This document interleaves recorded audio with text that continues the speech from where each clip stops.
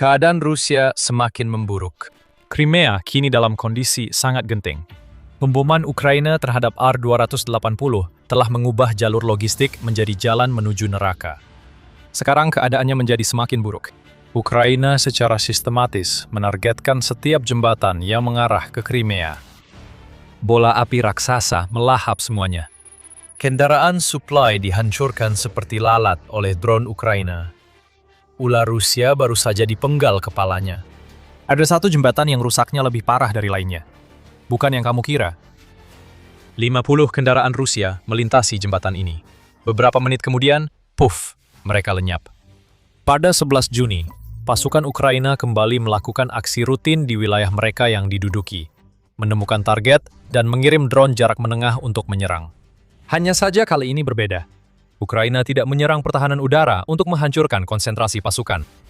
Mereka menargetkan jembatan darat terakhir yang masih berfungsi menuju Crimea.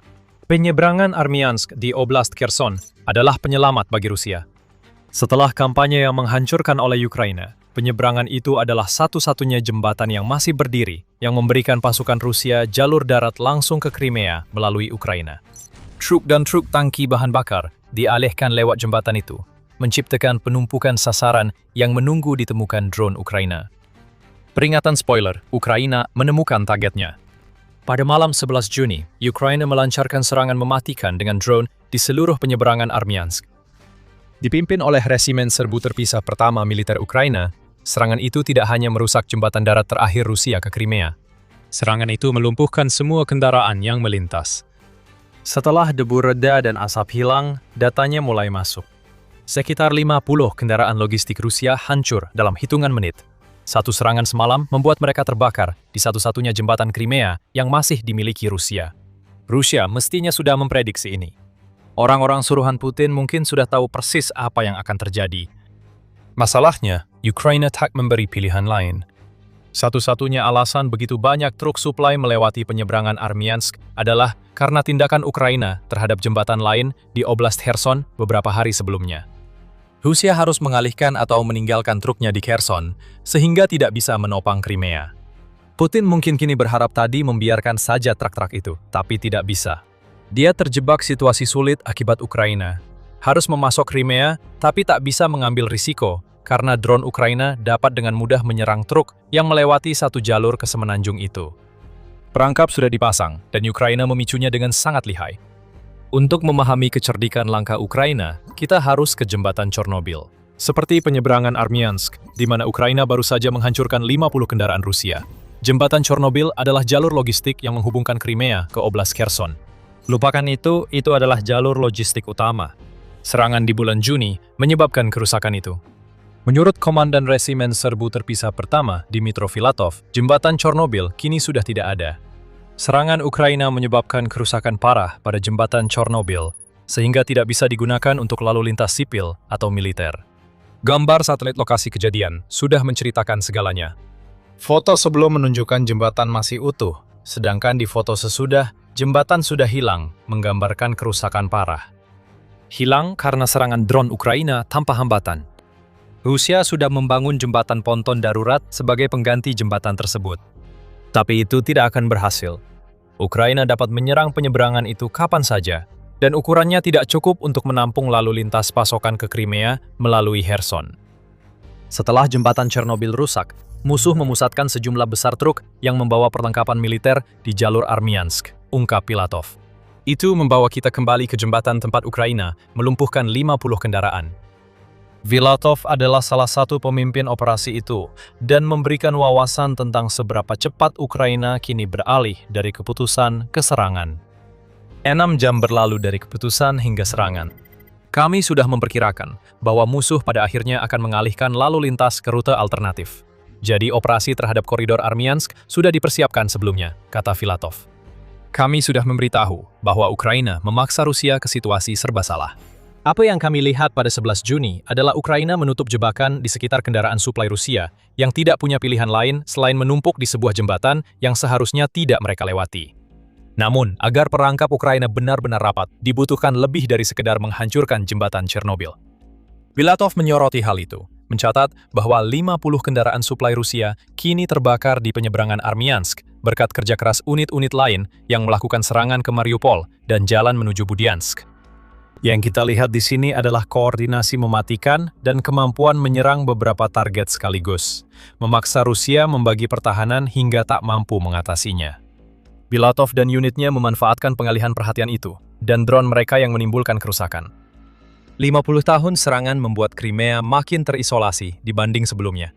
Ukraina secara resmi telah mengonfirmasi serangan tersebut, dan rekaman telah dirilis, memperlihatkan apa yang dilakukan drone mereka. Berkali-kali, kita melihat video yang direkam langsung oleh drone serang saat mereka turun ke target mereka. Jembatan-jembatan dihantam. Kendaraan dibiarkan terbakar. Serangan ini sangat tepat sasaran, dan yang lebih mengkhawatirkan bagi Putin, ditujukan ke target utama yang tampaknya nyaris tak terlindungi. Bagi Rusia, yang lebih mengkhawatirkan adalah ini bukan kejadian satu kali. Ukraina telah menjalankan kampanye yang jelas terhadap logistik Rusia, memecahkan rekor harian dalam penghancuran kendaraan suplai dan truk tangki bahan bakar. Tanggal 29 Mei tampaknya menandai dimulainya kampanye Ukraina, karena mereka menghancurkan 483 kendaraan suplai Rusia dalam 24 jam, sebuah rekor harian untuk perang Ukraina pada saat itu. Sejak saat itu, kerugian kendaraan Rusia mencapai ratusan hampir setiap hari. Tanggal 14 Juni memberikan contoh yang sempurna, ketika UATV melaporkan bahwa 401 kendaraan dan truk tangki bahan bakar Rusia dibiarkan terbakar oleh drone Ukraina. Bola api terlihat di seluruh jalur darat menuju Crimea, memberikan dampak besar pada upaya Putin mempertahankan cengkeramannya di semenanjung yang dicuri dari Ukraina pada 2014. 50 kendaraan hancur di satu jalur memang mengesankan, namun itu hanyalah bagian dari kampanye berminggu-minggu yang telah melumpuhkan ribuan kendaraan Rusia. Apa yang terjadi di penyeberangan Armyansk menunjukkan Rusia membayar harga akibat harus mengalihkan logistiknya. Namun itu belum seluruh cerita. Masalah utama bagi Putin adalah ini. Selain jembatan Chernobyl yang dihancurkan Ukraina, penyeberangan Armyansk juga harus digunakan sejak awal. 4 jembatan darat Rusia ke Crimea telah dihancurkan, dan semuanya terjadi dalam satu malam. Bagi Putin, yang terburuk bukan Ukraina yang membanggakan aksi mereka. Bersembunyi di suatu tempat di Kherson adalah Vladimir Saldo, kepala pemerintahan boneka yang dipasang Rusia di wilayah pendudukan Oblast. Sambil gemetar ketakutan tentang apa yang akan dilakukan Ukraina selanjutnya, ia menggunakan Telegram untuk mengungkap seberapa luas serangan Ukraina terhadap jalur logistik Rusia. Tadi malam, musuh menyerang jembatan-jembatan di atas kanal Crimea Utara, dekat Pribrizhenka dan Mirno, sebuah jembatan jalan di Jalan Raya Perakop-Armyansk, dan sebuah jembatan dekat desa Stavki, kata Saldo di platform media sosial, mengungkapkan skala penuh operasi Ukraina. Ia lalu terjebak dalam omong kosong Rusia dengan meremehkan pencapaian Ukraina. Dia mengklaim ada beberapa kerusakan. Saldo, 50 kendaraan terbakar. Jembatan Chernobyl yang benar-benar hancur, dan fakta bahwa truk pasokan Rusia tidak bisa mengambil rute manapun ke Crimea tanpa menjadi target drone Ukraina, itu lebih dari sekedar beberapa kerusakan. Gubernur boneka Kherson mengklaim pertahanan udara Rusia menghancurkan 45 drone serang Ukraina selama serangan pada 11 Juni.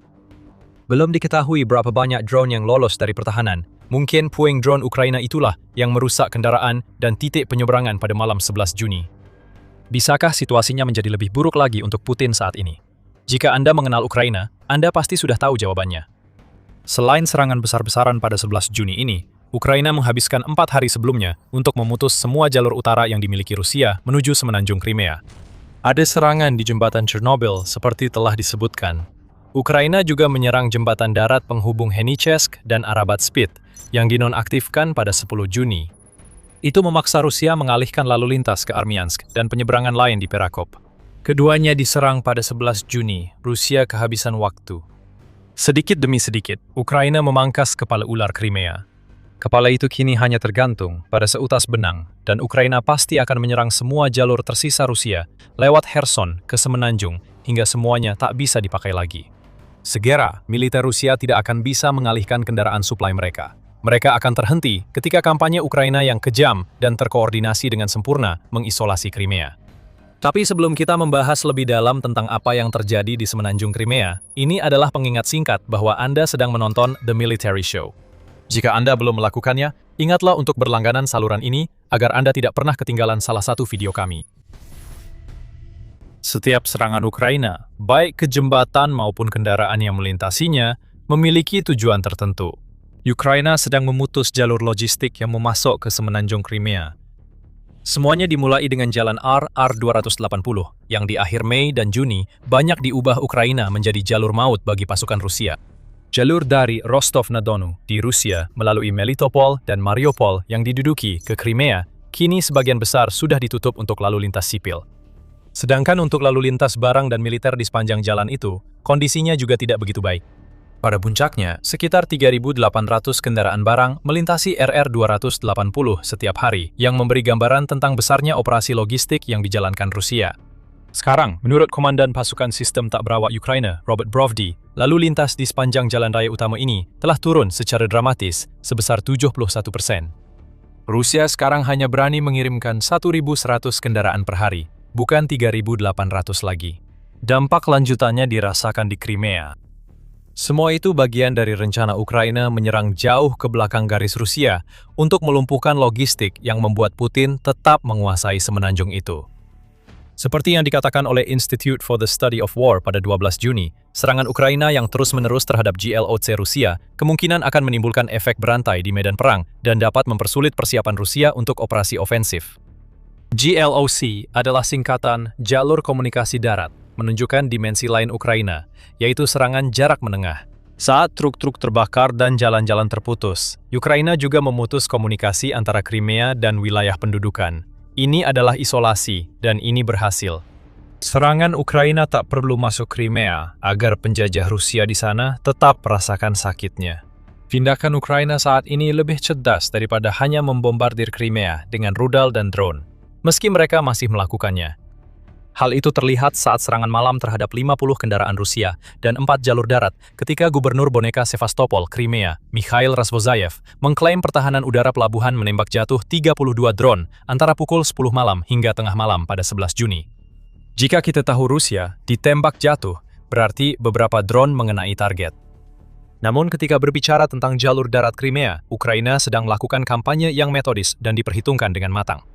Bagi Ukraina, perang dengan Rusia belum selesai sebelum Crimea direbut kembali. Namun menyerang langsung ke semenanjung itu sama saja bunuh diri, bahkan di tahap perang ini. Rusia telah 4 tahun melelahkan diri saat terus menyerang pertahanan Ukraina. Jadi Ukraina menyerang dari jarak jauh, di Crimea, di sekitar Crimea, terhadap setiap jalur logistik yang menjaga pasokan semenanjung itu.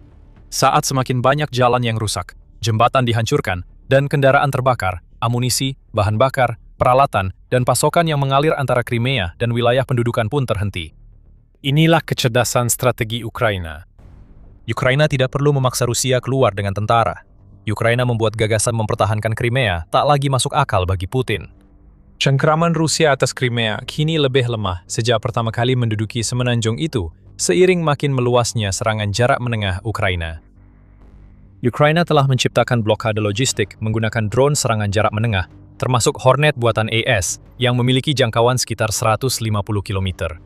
Drone-drone ini terus mencari dan menyerang saat terbang di atas jalur pasokan Rusia, siap menghancurkan target. Drone-drone lain mulai bermunculan, seperti Morrigan, yang dapat diluncurkan tanpa landasan pacu, memungkinkan Ukraina merespons peluang dengan lebih cepat, sekaligus mengurangi risiko bagi operator drone negara tersebut. Kami telah melihat dampaknya di RR-280, di mana lalu lintas militer Rusia melambat drastis.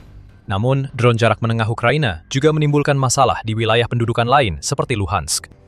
Korps Angkatan Darat Ketiga Ukraina meluncurkan kampanye udara yang memberi mereka kendali atas sebagian besar wilayah udara di salah satu area terpenting Donbas. Kendali itu memungkinkan korps melakukan serangan serupa seperti di jembatan darat penghubung Crimea dan daratan utama Ukraina. Truk dan jalan dihancurkan di seluruh wilayah Ukraina yang diduduki.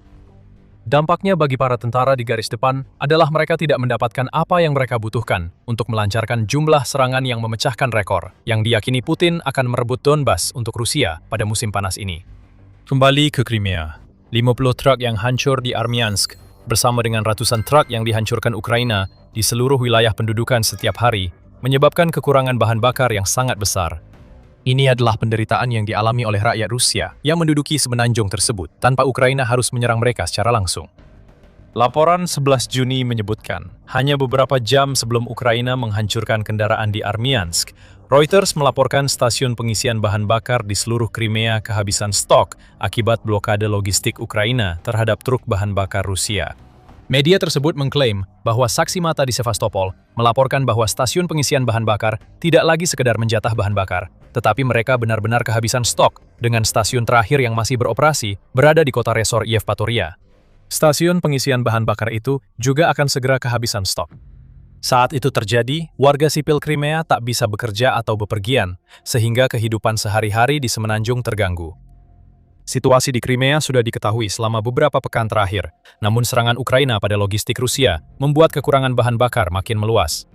Menurut Kyiv Post, kekurangan bahan bakar sekarang dilaporkan terjadi di sekitar belasan wilayah Rusia. Moskow mengklaim tidak ada masalah sistemik. Namun faktanya, Ukraina menyerang pasokan bahan bakar Rusia dengan menghancurkan truk di wilayah pendudukan.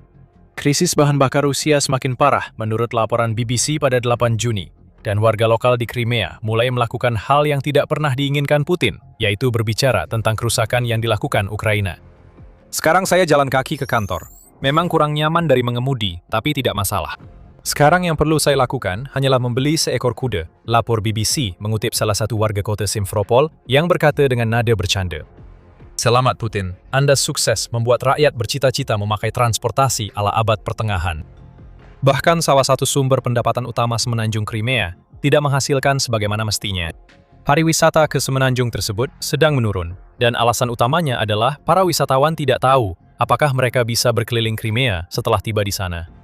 Dalam laporan 11 Juni Novaya Gazeta, menyebut setiap 2 pemesanan perjalanan ke Crimea diikuti 10 pembatalan. Reservasi hotel telah menurun sepertiga, dengan pembatalan meningkat sebesar 79%. Mobil, bus, dan kereta api yang dulu mengangkut orang ke Crimea kini tidak lagi dapat diandalkan, sehingga turis Rusia meninggalkan semenanjung itu secara massal. Mengapa itu penting? Bagi Rusia, pariwisata musim panas di Crimea adalah kunci narasi yang ingin dibangun Putin tentang semenanjung tersebut. Saat warga sipil ramai-ramai ke Crimea menikmati pantai dan cuaca hangat, Rusia dapat berpura-pura situasi di Crimea normal dan memiliki kendali penuh, sehingga rakyatnya merasa aman meski sudah lebih dari 4 tahun perang dengan Ukraina. Mesin propaganda bekerja, dan ilusi pun tercipta. Namun saat para turis membatalkan rencana liburan mereka ke Crimea, ilusi itu pun hancur. Secara taktis, serangan Ukraina bertujuan mengikis kendali Rusia atas Crimea dengan mengisolasi semenanjung itu. Namun, kemenangan propaganda inilah yang benar-benar memperjelas poin utamanya. Cengkeraman Putin atas semenanjung yang dianeksasi ilegal pada 2014 mulai melemah. Kita bisa melihat hilangnya kendali di TV pemerintah Rusia. Menurut Kyiv Post, para propagandis pro-Kremlin di TV pemerintah Rusia sekarang merasa terpaksa membahas situasi di Crimea. Vladimir Solovyov, yang sudah lama menjadi salah satu pendukung utama Putin, mengatakan secara langsung kepada para penontonnya bahwa Ukraina memutus logistik Rusia ke semenanjung tersebut. Solovyov panik. Dia percaya bahwa pendaratan amfibi skala besar bisa saja terjadi di Crimea, yang dapat memberikan kejutan dahsyat bagi seluruh sistem Rusia. Pendaratan itu terjadi atau tidak sebenarnya tidak penting. Yang penting adalah kepanikan yang meracuni propaganda. Yang harus diterima Putin sekarang adalah bahwa semenanjung yang selama ini ia pamerkan sebagai trofi telah berubah menjadi jerat di lehernya. Setiap kali Ukraina menghancurkan jembatan atau menyerang kendaraan suplai ke Crimea, jerat semakin mengencang. Sekarang Putin menghadapi pilihan mustahil. Apakah dia tetap membiarkan kepalanya berada di jerat itu dan tercekik, seperti jalur suplai yang melayani Crimea yang diduduki, atau menarik kepalanya keluar dan melepaskan kendali atas semenanjung itu? Putin harus segera mengambil keputusan. Ukraina tidak akan menghentikan serangan jarak menengahnya karena mereka terus menjalankan strategi untuk mengisolasi Crimea demi memaksa penarikan pasukan Rusia. Ada satu hal yang pasti, 1,5 juta penjajah di Crimea sedang menyesali keputusan mereka saat ini. Ukraina sedang menuju kemenangan, setidaknya itulah pendapat dari semakin banyak pejabat barat, analis, dan media. Dan tentu saja pejabat Ukraina. Saat perang di Ukraina memasuki musim panas kelima, banyak ahli semakin yakin bahwa Ukraina tidak hanya mengambil inisiatif, tetapi juga kemenangan itu sendiri. Seperti yang dikatakan Patrick Tucker, editor sains dan teknologi untuk media pertahanan America's Defense One, Ukraina tidak hanya bertahan dalam perang melelahkan melawan Rusia. Dalam beberapa hal, Ukraina bahkan berkembang dan mungkin sedang berada di jalur menuju kemenangan. Apakah itu akurat? Dalam beberapa tahun terakhir, kita pernah menyaksikan optimisme serupa tentang prospek Ukraina yang ternyata terlalu dini. Sebagai contoh, selama serangan balasan Ukraina di Oblast Kharkiv pada tahun 2022 dan pada awal serangan balasan tahun 2023 di Zaporizhia dan Oblast Kherson. Selama serangan mereka ke wilayah Kursk, Rusia pada tahun 2024. Dan selama krisis bahan bakar di dalam Rusia yang disebabkan oleh serangan Ukraina terhadap infrastruktur energi pada musim panas tahun 2025. Dalam setiap kasus tersebut, keunggulan Ukraina ternyata hanya bersifat sementara. Dan dalam kasus serangan balasan tahun 2023 dan serangan ke Kursk pada akhirnya berubah menjadi kekalahan berat. Namun kali ini mungkin akan berbeda. Ukraina akhir-akhir ini meningkatkan taruhannya dan meluncurkan teknologi canggih yang bisa menjadi sinyal bagi Presiden Rusia Vladimir Putin bahwa perang itu sudah berakhir dan hasilnya tidak menguntungkannya. Kita sedang membicarakan sesuatu yang benar-benar besar. 5. Robot tempur humanoid. Kini kita tahu drone berdampak besar di medan perang. Angkatan bersenjata Ukraina kini meningkatkan jumlah dan jangkauan serangan rudal serta drone jarak menengah dan jauh di wilayah Rusia. Serangkaian sistem senjata canggih baru telah digunakan di medan perang dan lebih banyak lagi terus diperkenalkan. Hasilnya tampaknya membenarkan keyakinan pada prospek Ukraina. Ukraina kini setiap hari menyerang infrastruktur militer dan energi Rusia yang vital serta jalur logistik utama. Drone serang jarak menengah terbaru Ukraina seperti Hornet telah mengubah jalan raya penting Novorossiya menjadi jalan maut. Jalan raya tersebut merupakan jalur utama yang menghubungkan Crimea yang diduduki dengan daratan utama Rusia melalui Oblast Kherson, Zaporizhia, Donetsk, dan Luhansk yang diduduki. Serangan Ukraina meninggalkan puluhan kendaraan militer, truk tangki, dan kendaraan Rusia lainnya hangus di jalan, serta stasiun bahan bakar, infrastruktur kereta, dan jembatan. Akibatnya, Crimea saat ini sedang mengalami krisis bahan bakar yang parah. Penduduk hanya boleh membeli 20 liter bahan bakar per hari, menyebabkan antrean panjang saat warga Crimea berusaha mendapatkan cairan berharga itu. Pihak berwenang memprediksi musim wisata musim panas akan runtuh, yang merupakan sumber pendapatan penting bagi semenanjung itu. Namun, ini bisa jadi awal dari hal yang lebih dramatis. Spekulasi dari pihak Rusia maupun Ukraina semakin berkembang bahwa peristiwa-peristiwa ini bukan hanya pukulan ekonomi dan reputasi bagi Rusia. Semakin banyak analis yang sekarang juga percaya bahwa kemungkinan besar ini adalah persiapan untuk upaya berani Ukraina mendaratkan pasukan di semenanjung tersebut untuk mencoba merebut sebagian atau seluruh wilayahnya. Pada saat yang sama, drone dan rudal jarak jauh Ukraina secara tak terbantahkan semakin dalam menembus wilayah Rusia dan semakin sering menghantam target-target penting. Kilang minyak dan fasilitas penyimpanan, fasilitas produksi industri militer utama, serta pusat-pusat budaya yang penting, semuanya sedang dihantam. Sifat serangan yang semakin berani ini baru-baru ini digambarkan dengan jelas di Saint Petersburg, kota terpenting kedua di Rusia.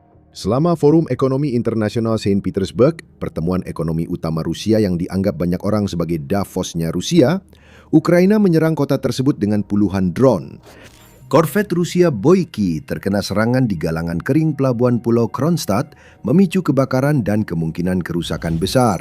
Terminal minyak Saint Petersburg, salah satu kompleks alih muat minyak terbesar di Rusia Barat Laut, juga terbakar hebat. Otoritas Rusia menyatakan puing drone musuh yang ditembak jatuh memicu kebakaran besar hingga menewaskan 2 petugas pemadam.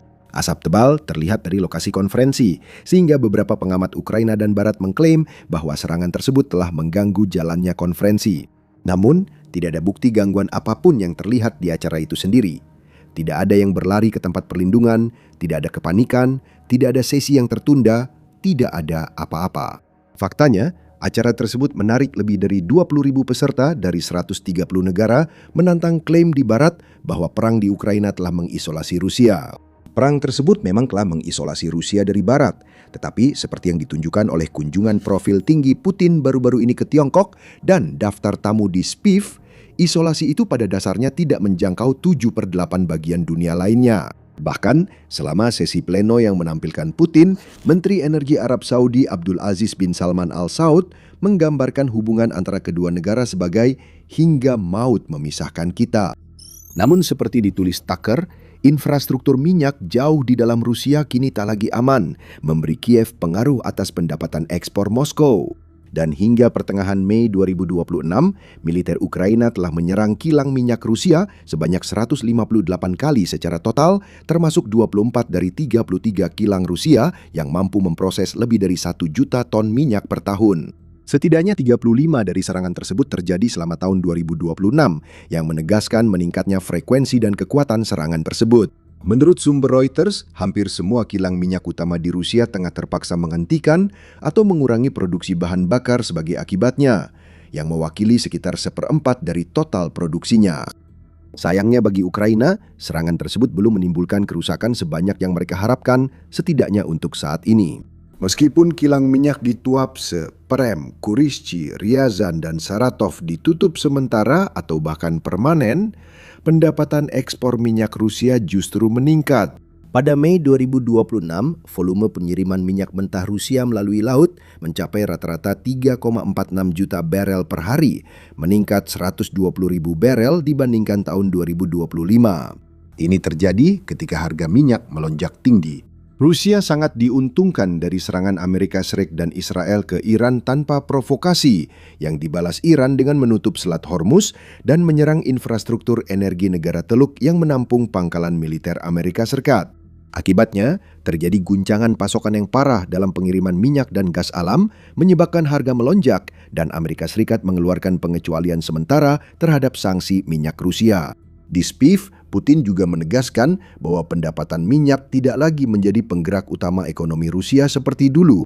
Sejak tahun 2022, porsi pendapatan minyak dan gas telah turun dari sekitar 40% menjadi 23%. Meskipun tentu saja itu signifikan, akan salah jika mengatakan bahwa hal ini sangat penting bagi kami, katanya. Fakta tidak nyaman lainnya adalah Ukraina masih perlu waktu lama sebelum bisa merusak kilang minyak Rusia seperti yang Rusia lakukan terhadap Ukraina. Ukraina dulu punya industri penyulingan minyaknya sendiri yang berkembang pesat, memasok hingga setengah kebutuhan bensinnya sendiri. Sekarang tidak lagi. Ketua Komite Anti-Monopoli Ukraina, Pavel Kirilenko, mengatakan kepada parlemen pada bulan Maret bahwa kilang minyak Kremenchuk telah sepenuhnya menghentikan operasinya akibat serangan rudal dan drone Rusia. Menteri Energi Denis Shmyhal menambahkan bahwa kilang tersebut telah terkena 69 rudal dan sekitar 260 drone. Kilang tersebut merupakan yang terbesar yang tersisa di Ukraina. Kilang utama Ukraina lainnya di Lychev, Kherson, dan Drogobych sebelumnya telah dihancurkan atau diduduki. Akibatnya, Ukraina sekarang sepenuhnya bergantung pada impor untuk pasokan bahan bakarnya, terutama mendapatkan bensin dan solar dari Polandia, Lituania, Rumania, dan Yunani. Namun, kerusakan Ukraina pada industri minyak dan pendapatan Rusia bukan satu-satunya alasan analis seperti Tucker menilai perang kini menguntungkan Ukraina. Mereka juga mengklaim bahwa Ukraina telah mengambil inisiatif di medan perang, sebagian besar berkat apa yang disebut Tucker sebagai fokus kuat pada AI dan robotika. Ukraina mengembangkan drone dan robot darat untuk mempertahankan dan merebut kembali wilayah. Robot darat Ukraina dilaporkan sekarang melakukan 80% tugas logistik di garis depan, seperti membawa bahan peledak ke posisi musuh dan mengevakuasi yang terluka, tetapi mereka semakin sering digunakan dalam pertempuran langsung. Pada musim panas tahun 2025, sebuah robot droid TW-12,7 yang dikendalikan dari jarak jauh, dilengkapi dengan senapan mesin, dilaporkan berhasil mempertahankan posisinya selama 45 hari. Menurut juru bicara Korps Angkatan Darat Ketiga, robot tersebut dan operatornya yang berada sekitar 10 km jauhnya berhasil menggagalkan setiap upaya penembusan dan mencegah infiltrasi musuh tanpa ada korban jiwa dari pihak Ukraina. Namun, semua itu akan meningkat 1 hingga 3 tingkat dengan hadirnya robot tempur humanoid. 2 robot humanoid Phantom MK1 dilaporkan telah dikirim ke Ukraina untuk diuji coba pada Februari 2026. Robot-robot tersebut diuji terutama untuk misi logistik dan suplai di area berbahaya. Dan menurut interestingengineering.com, hal ini menyoroti baik potensi maupun keterbatasan teknologi saat ini. Uji coba tersebut dilaporkan berhasil menunjukkan potensi platform ini untuk peran dukungan di garis depan. Namun, Phantom MK1 masih jauh dari sosok prajurit super di medan perang, dengan kapasitas muatan terbatas sekitar 20 kg, tidak tahan air, dan daya tahan baterai yang belum cukup untuk penggunaan operasional skala besar. Produsen Phantom asal Amerika Serikat, Foundation, berencana mengatasi kekurangan ini dengan Phantom 2 yang diperkirakan akan dikirim ke Ukraina pada tahun 2026 nanti. Model yang telah ditingkatkan ini kabarnya akan memiliki kemampuan superhuman dan kapasitas muatan 2 kali lipat dari Phantom MK1. Para pengembang menghadapi tantangan serupa dengan semua sistem robotik yang sedang diperkenalkan, namun tantangan-tantangan ini secara bertahap sedang diatasi. Namun selain robot, ada teknologi kunci lain yang memberikan keunggulan bagi Ukraina di medan perang dan di udara, yaitu AI.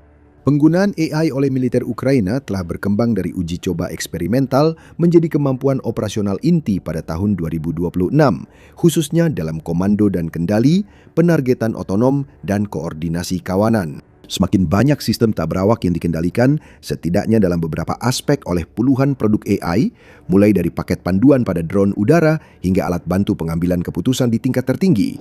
Contoh paling menonjol adalah rangkaian perangkat lunak Palantir, khususnya platform Prisma yang telah digunakan di dalam Direktorat Intelijen Utama Ukraina atau HUR dan unit serang lainnya. Prisma mengumpulkan data waktu nyata dari ribuan drone, intersepsi radar, dan citra satelit ke dalam satu gambaran operasional, memungkinkan operator di bunker-bunker yang tersebar untuk mengkoordinasikan serangan drone massal secara bersamaan. Algoritma sistem ini menganalisis titik intersepsi dari gelombang sebelumnya, zona cakupan radar, dan kepadatan pertahanan udara untuk menghitung jalur penerbangan optimal dalam waktu nyata. Sistem ini belajar dari tiap misi dan secara dinamis mengarahkan drone baru melewati celah pertahanan Rusia yang bisa luput dari perencana manusia. Hal ini telah menjadi faktor utama dalam meningkatnya efektivitas serangan jarak jauh Ukraina. Contoh utama lainnya adalah modul TFL-1 yang dapat memungkinkan drone satu arah berfungsi secara otonom setelah manusia memilih targetnya, sehingga mengurangi kerentanannya terhadap gangguan sinyal dan pertahanan lainnya. Pabrikannya, perusahaan Ukraina The Fourth Law, mengatakan bahwa TFL-1 membuat drone 4 kali lebih mungkin mengenai targetnya. Ukraina dan mitranya terus mengembangkan pertahanan otonom canggih terhadap drone Rusia, memadukan sensor ISR dan AI untuk mendeteksi serta mengidentifikasi drone musuh lebih cepat dan akurat. Menurut David Aloyan, Wakil Sekretaris Dewan Keamanan dan Pertahanan Nasional Ukraina, semua sistem tersebut sedang dihubungkan satu sama lain, melibatkan orang untuk membentuk jaringan terdistribusi dengan drone pencegat di berbagai lokasi yang diaktifkan saat diperlukan. Suatu saat nanti, hanya sekitar 10 orang yang bertanggung jawab menyetujui intersepsi, dan setelah disetujui, sistem akan otomatis langsung menuju target. Operator manusianya juga akan tersebar. Semuanya bisa dikendalikan dari Kiev, Lviv, dari kota-kota di negara lain, katanya.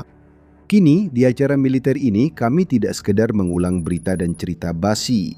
Kami memberikan detail yang Anda butuhkan untuk benar-benar memahami apa yang sedang terjadi dan mengapa itu penting.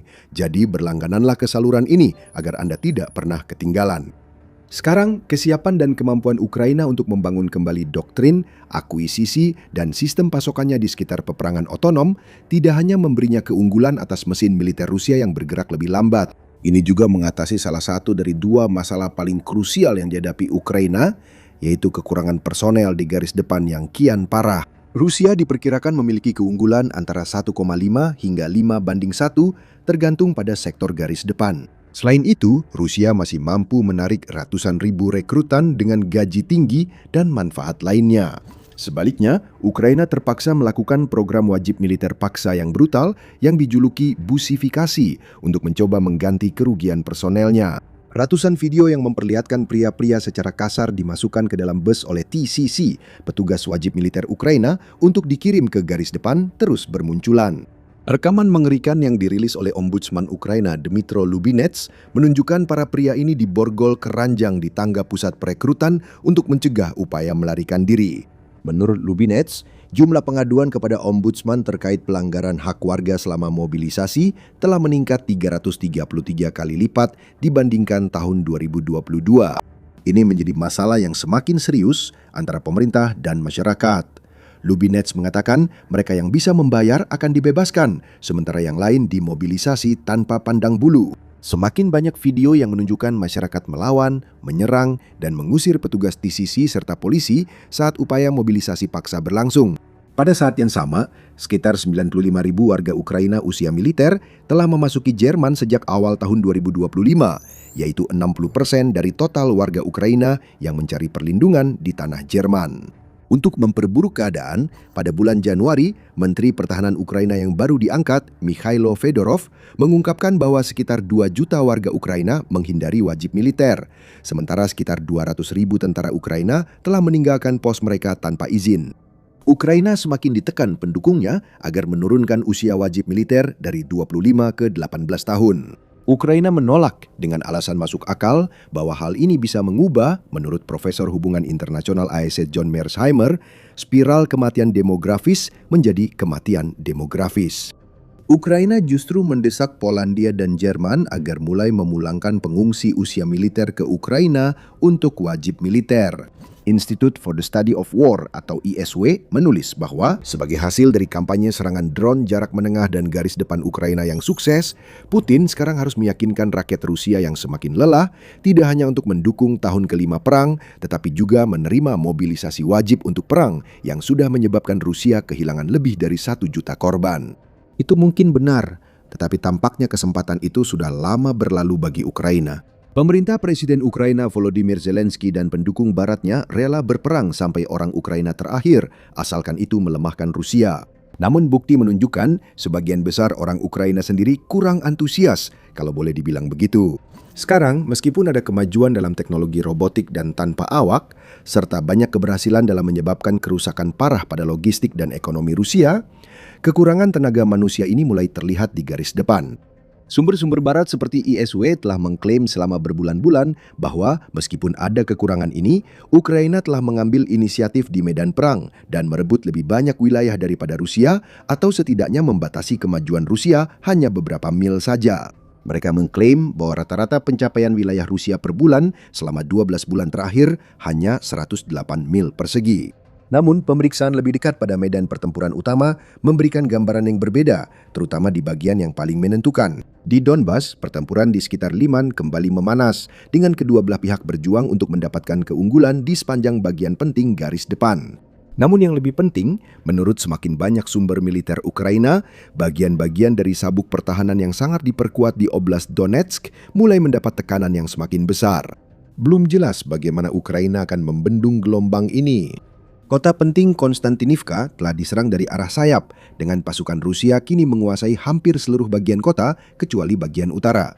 Sekitar 12.000 pasukan Ukraina diperkirakan terkepung, dengan banyak lainnya mundur ke kota berikutnya di jalur tersebut, Ruskovka. Seperti yang dikatakan oleh pakar militer Ukraina Konstantin Masyovets mengenai prospek taktis selanjutnya bagi pasukan yang mempertahankan Konstantinivka, tampaknya, untuk dikatakan secara halus, sangat tidak menguntungkan bagi angkatan bersenjata Ukraina. Baik Kramatorsk maupun Sloviansk, dua kota lain di jalur ini, kini berada dalam jangkauan drone FPV Rusia dan artileri jarak menengah, dengan logistik masuk dan keluar kota berada di bawah tekanan terus-menerus. Pihak berwenang Ukraina baru-baru ini memerintahkan evakuasi sebagian besar wilayah di kedua kota tersebut bersama dengan permukiman terdekat seperti Belenkier, Malotaranovka, dan Privolgie yang menegaskan betapa situasinya semakin memburuk. Jika sabuk benteng ini jatuh, sangat sedikit fortifikasi berat yang tersisa untuk mencegah Rusia merebut sisa wilayah Oblast Donetsk dan maju lebih jauh lagi. Itu sebabnya Zelensky menegaskan tidak akan memenuhi tuntutan Rusia yang menginginkan perdamaian jika pasukan Ukraina meninggalkan Donbas. Kecuali ada perubahan besar dalam beberapa minggu, dia mungkin tak punya pilihan. Lebih ke utara, para ahli Ukraina memperingatkan soal situasi di pusat logistik utama Kharkiv Oblast, Kazuchia Lopen. Para ahli telah memperingatkan bahwa jatuhnya kota tersebut akan membuka jalan bagi pasukan Rusia ke pinggiran kota Kharkiv itu sendiri. Sekarang, jika Anda mendengarkan para ahli militer Ukraina dan bukan hanya propaganda yang sejalan dengan pemerintah dan Barat, situasinya menjadi sama sulitnya di sekitar kota kunci Orikhiv di Zaporizhia, di jalur utara menuju kota Sumy, dan arah lainnya. Namun mungkin tanda paling jelas bahwa keberhasilan Ukraina di garis depan tidak seperti yang digembar-gemborkan adalah desakan Zelensky dan sekutu utamanya di Eropa bahwa gencatan senjata sepihak di sepanjang garis depan saat ini adalah prasyarat untuk perdamaian yang adil dan abadi. Anda harus benar-benar mencari dalam catatan sejarah militer untuk menemukan contoh di mana pihak yang sedang menang secara sepihak memutuskan untuk menghentikan serangannya demi pihak yang kalah. Rusia menolak gencatan senjata di garis depan, sementara Ukraina tetap menginginkannya. Silakan simpulkan sendiri. Sementara itu, para ahli seperti Tucker dan ISD terus meremehkan sumber-sumber seperti laporan Direktur Jenderal Pentagon pada Mei 2026 yang meredam narasi kemenangan Ukraina yang akan segera terjadi. Laporan itu menyebut Rusia hampir pasti masih unggul signifikan atas Ukraina di sebagian besar bidang utama. Tucker mengabaikan Switzer menulis, Untuk memahami perubahan besar prospek Ukraina, pertimbangkan hal berikut. Pada bulan Maret, Direktur Intelijen Nasional Tulsi Gabbard bersaksi bahwa komunitas intelijen AS Serikat meyakini bahwa Rusia memiliki keunggulan dalam konflik tersebut. Tucker juga tampaknya benar-benar tidak menyadari, baik secara sadar maupun tidak, situasi mustahil yang dihadapi Ukraina di bidang penting lainnya. Pertahanan udara terhadap ragam rudal balistik Rusia yang terus bertambah dan makin canggih. Masalah ini tampak nyaris mustahil diatasi terkait sistem pertahanan udara yang paling dibutuhkan Ukraina, yakni rudal PAK-3 atau PAK-2 untuk Patriot yang sejauh ini paling efektif melawan rudal balistik. Pada bulan Mei, Zelensky menulis surat terbuka yang panjang kepada Presiden Donald Trump dengan mendesak agar pengiriman rudal-rudal ini dipercepat. Permintaan itu tampaknya diabaikan, setidaknya secara terbuka. Dia juga meminta izin untuk memproduksi rudal-rudal itu di Ukraina, namun permintaan itu juga tampaknya diabaikan, kalau bukan ditolak, setidaknya secara terbuka. Dia juga meminta Jerman menyediakan puluhan rudal pencegat Patriot tambahan dari stoknya sebelum akhir tahun. Sebagai imbalan, dia berjanji mengirim drone pencegat yang diperkirakan akan diproduksi nanti. Jawabannya diharapkan keluar Juli. Masalah bagi Zelensky adalah karena perang di Ukraina dan konflik Irak Iran terjadi kekurangan kronis rudal, sementara kapasitas produksi saat ini tak mampu menutupi kekurangan itu. Rusia diperkirakan memproduksi hingga 113 rudal balistik aerobalistik dan hipersonik per bulan. Meski berencana meningkatkan produksi drastis dalam beberapa tahun, Lockheed Martin saat ini hanya memproduksi sekitar 52 rudal pencegat PAC-3 MSC per bulan. Jadi bahkan jika semuanya dikirimkan ke Ukraina, itu tetap tidak akan cukup. Dan Ukraina jelas sangat membutuhkannya. Setelah serangan sinis Ukraina terhadap sekolah pelatihan guru yang menewaskan 21 gadis remaja dan melukai puluhan lainnya, Rusia terus meningkatkan serangan drone dan rudalnya di seluruh Ukraina. Targetnya kini meluas, mencakup pusat logistik, SPBU, truk, dan gudang, termasuk yang menyimpan makanan dan persediaan medis. Sebagai contoh, pada 10 Juni, Wali Kota Kharkiv Igor Terikov melaporkan lebih dari 20 serangan dengan drone tipe Geran di wilayah kota yang menyebabkan beberapa kebakaran besar. Vladimir Putin telah bersumpah akan melakukan serangan sistemik terhadap pusat-pusat pengambilan keputusan. Namun jelas bahwa serangan-serangan ini dimaksudkan untuk menimbulkan sebanyak mungkin gangguan dan ketidakpuasan di pemerintahan Ukraina sendiri dan di kalangan masyarakat Ukraina. Itulah tujuan utama serangan Ukraina ke Rusia, yakni memaksa Vladimir Putin menerima kekalahan memalukan. Namun buktinya sangat minim bahwa ini berhasil. Vladimir Putin memang semakin tertekan di Rusia, tapi bukan untuk mencari perdamaian yang merugikan. Sebaliknya, mayoritas rakyat Rusia semakin vokal menuntut Vladimir Putin bertindak tegas dan menyerang Ukraina lebih keras. Saat Vladimir Putin memenuhi tuntutan itu, Volodymyr Zelensky membalas dengan meningkatkan serangan jarak jauh Ukraina ke Rusia. Rusia tampak makin abai pada korban sipil Ukraina yang terus bertambah, sedangkan Volodymyr Zelensky dan Ukraina tidak bersikap demikian. Julia Mendel, mantan sekretaris pers Volodymyr Zelensky yang kontroversial, yang kemudian melarikan diri ke Amerika Serikat dan berbalik melawan mantan bosnya, baru-baru ini merangkum risikonya. Jika kelompok Volodymyr Zelensky menolak menghentikan perang musim panas ini, Ukraina akan menghadapi pertumpahan darah besar-besaran dan musim dingin mengerikan. Kita pun harus bertahan beberapa bulan lagi. Dan sekali lagi, mereka akan memberitahu kita bahwa Rusia akan segera runtuh. Orang-orang yang menyebarkan pesan-pesan ini bukanlah orang bodoh. Mereka hanya yakin bahwa kita semua yang bodoh, katanya. Namun demikian, Volodymyr Zelensky, para pendukungnya di Eropa, dan pers pro-rezim terus percaya bahwa kekalahan telak bagi Rusia sudah di depan mata. Tapi seperti apa sebenarnya kemenangan Ukraina itu? Menurut David Aloyan, mendeklarasikan kemenangan akan membutuhkan lebih dari sekedar penghentian permusuhan. Negara penyerbu harus dibuat jauh lebih lemah agar tak bisa mempersenjatai diri lagi seperti setelah invasi Crimea 2014, katanya. Saat ini mereka mengalokasikan sekitar 30% dari ekonomi mereka untuk industri pertahanan, yang menurutnya itu terlalu banyak. Fakta Ukraina telah menghabiskan seluruh pendapatannya untuk perang dan sepenuhnya bergantung pada bantuan serta pinjaman luar negeri untuk membayar gaji, pensiun, dan pengeluaran pemerintah tampaknya terabaikan olehnya. Belum lagi, selain mengalokasikan seluruh pendapatan pemerintah untuk upaya perang, tambahan 90 miliar euro, sekitar 140 miliar dolar dalam dukungan Uni Eropa, sudah dianggap tidak cukup. Dan Uni Eropa sebenarnya tidak memiliki uang untuk dipinjamkan kepada Ukraina. Mereka menggunakan aset Rusia yang disita. Akibatnya, bantuan kemanusiaan ke Ukraina menurun drastis saat rakyat yang telah lama menderita sangat membutuhkannya. Menurut Institut Kiel untuk Ekonomi Dunia, alokasi bantuan keuangan dan kemanusiaan Eropa turun menjadi kurang dari 1/5 dari rata-rata bulanan yang terlihat pada tahun 2025 antara Januari dan April 2026. Kemiskinan, pengangguran, dan ketidakamanan pangan semakin meningkat, bahkan ketika jumlah penduduk terus menurun dan inflasi terus naik. Seiring bertambahnya suara yang tak muncul di media arus utama, mantan Menteri Luar Negeri Ukraina Dmytro Kuleba juga meragukan narasi Ukraina telah membalikkan keadaan. Saya sebenarnya tidak ingin merusak suasana atau menghalangi orang bersenang-senang. Tapi pertama-tama, pada bulan November, Anda dan saya akan kembali ke narasi tentang bagaimana kita semua berhasil melewati musim dingin atau narasi bahwa perang telah mencapai titik balik. Ukraina telah membalikkan keadaan dan kini kita akan maju ke Kremlin. Itu omong kosong. Saya paham bagi sebagian pendengar ini baik untuk kondisi mental mereka. Cerita ini sangat berguna. Jadi siapa yang sedang menipu diri sendiri atau benar-benar berbohong? Apakah orang-orang seperti Tucker, ISW, dan Zelensky benar? Apakah Ukraina sedang bergerak cepat menuju kemenangan yang menentukan, yang memaksa Rusia menerima syarat damai yang memalukan dan pada akhirnya menyebabkan keruntuhan internal di Rusia?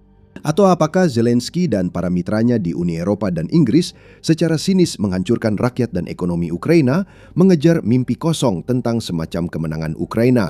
Lebih penting, kemana eskalasi Zelensky akan berujung? Banyak yang lupa Rusia adalah kekuatan nuklir terbesar dunia. Kekuatan itu bertujuan mencegah kekalahan serupa. Jadi apakah orang-orang Eropa benar-benar bersedia mengambil risiko serangan nuklir dan atau deklarasi perang penuh oleh Rusia yang melibatkan mobilisasi ratusan ribu tentara lagi? Apakah Perancis atau Inggris mau mempertaruhkan London atau Paris demi Dnipro dengan melancarkan serangan nuklir balasan jika Rusia melakukan serangan nuklir? Perang bukan hanya soal bom dan peluru, tapi juga soal intelijen. Tentara tidak bisa beroperasi tanpa informasi. Mereka memerlukan informasi akurat dan terbaru untuk merencanakan langkah berikutnya, tetap unggul, dan menghindari ketidaksiapan. Kemenangan atau kekalahan konflik tergantung pada seberapa baik tiap pihak mengumpulkan dan memakai data. Dan hal ini sangat dipahami Ukraina. Itulah alasan mengapa pasukan Kiev menargetkan aset pengumpulan intelijen Rusia, termasuk tidak hanya stasiun radar berbasis darat, tetapi juga pesawat peringatan dini dan kendali udara milik Rusia. Satu serangan demi satu, Ukraina menghancurkan aset pengintai udara Rusia dan tidak ada yang bisa dilakukan Presiden Rusia Vladimir Putin untuk menghentikannya. Sebaliknya, dia terpaksa menyaksikan armada pesawat peringatan dini dan kendali udara AEW dan AEWNC miliknya dihapus secara sistematis. Dampak dari hal ini tidak bisa diremehkan karena sistem AEW dan AEWNC sangat penting dalam peperangan modern. Mereka secara efektif berfungsi sebagai stasiun radar terbang, menawarkan deteksi ancaman musuh jarak jauh 360 derajat di udara, laut, dan darat. Banyak yang mampu mendeteksi target dari ratusan mil, memberi peringatan ke tim di darat, dan waktu cukup untuk bersiap menghadapi serangan dengan manuver penghindaran atau menyiapkan pertahanan. Pesawat ini juga berfungsi sebagai pusat komando udara, mengumpulkan dan membagikan informasi real-time untuk mengordinasikan pesawat tempur sekutu, serangan rudal presisi, pengeboman, serta mengelola ruang pertempuran kompleks. Singkatnya, mereka sangat berharga, menyediakan data real-time dan situasi medan perang menyeluruh yang dibutuhkan militer modern untuk sukses. Dan Rusia sangat bergantung pada satu pesawat tertentu untuk memenuhi kebutuhan AEW dan AEWNC-nya, yaitu Brief A-50. Dikembangkan sebagai penerus Tupolev Tu-126 yang mulai digunakan oleh Angkatan Bersenjata Soviet pada tahun 1960-an. A-50 melakukan penerbangan perdananya pada tahun 1978 dan mulai beroperasi beberapa tahun kemudian pada tahun 1985. Desainnya didasarkan pada pesawat angkut Ilyushin Tu-76 dan memiliki spesifikasi teknis yang mengesankan, termasuk ketinggian maksimum 40.000 kaki, jangkauan operasional lebih dari 4.000 mil, dan daya tahan terbang sekitar 6 jam total, meskipun ini dapat diperpanjang melalui pengisian bahan bakar di udara. Fitur paling khas dari pesawat ini adalah rotodome selebar 30 kaki yang terletak di atas badan pesawatnya yang menampung sistem radar pengawasan berukuran besar. Dijuluki jamur, Radar ini memungkinkan A-50 untuk memindai sekelilingnya dan mendeteksi target udara pada jarak hingga 650 km atau 400 mil, serta target darat sejauh 300 km atau 190 mil. A-50 juga memiliki kemampuan untuk mengirimkan data panduan ke hingga selusin jet sekutu secara bersamaan. Sebagai contoh, A-50 dapat memberikan data lokasi tepat pada aset Ukraina kepada pesawat serang di sekitarnya, memungkinkan mereka menyerang aset tersebut tanpa harus bergantung pada sistem radar internal mereka sendiri. Menjelang akhir Uni Soviet, hingga 5 pesawat seperti ini dibuat per tahun, dengan total lebih dari 40 pesawat diproduksi saat Uni Soviet bubar. Sejak itu, produksi dihentikan, meski Kremlin sempat membahas rencana membuat lebih banyak A-50 di masa depan dan telah memodernisasi pesawat yang tersisa selama bertahun-tahun dengan komputer serta avionik baru agar sesuai standar modern. Dengan demikian, meskipun sudah berusia beberapa dekade, A-50 tetap menjadi pesawat AEWNC yang relatif kompeten dan mampu, dan telah membuktikan nilainya bagi pasukan Kremlin dalam berbagai kesempatan. Pesawat ini terbang di atas Chechnya selama kedua perang Chechnya misalnya, dan meningkatkan efektivitas Rusia selama perang Rusia-Georgia yang singkat, serta perang saudara Suria.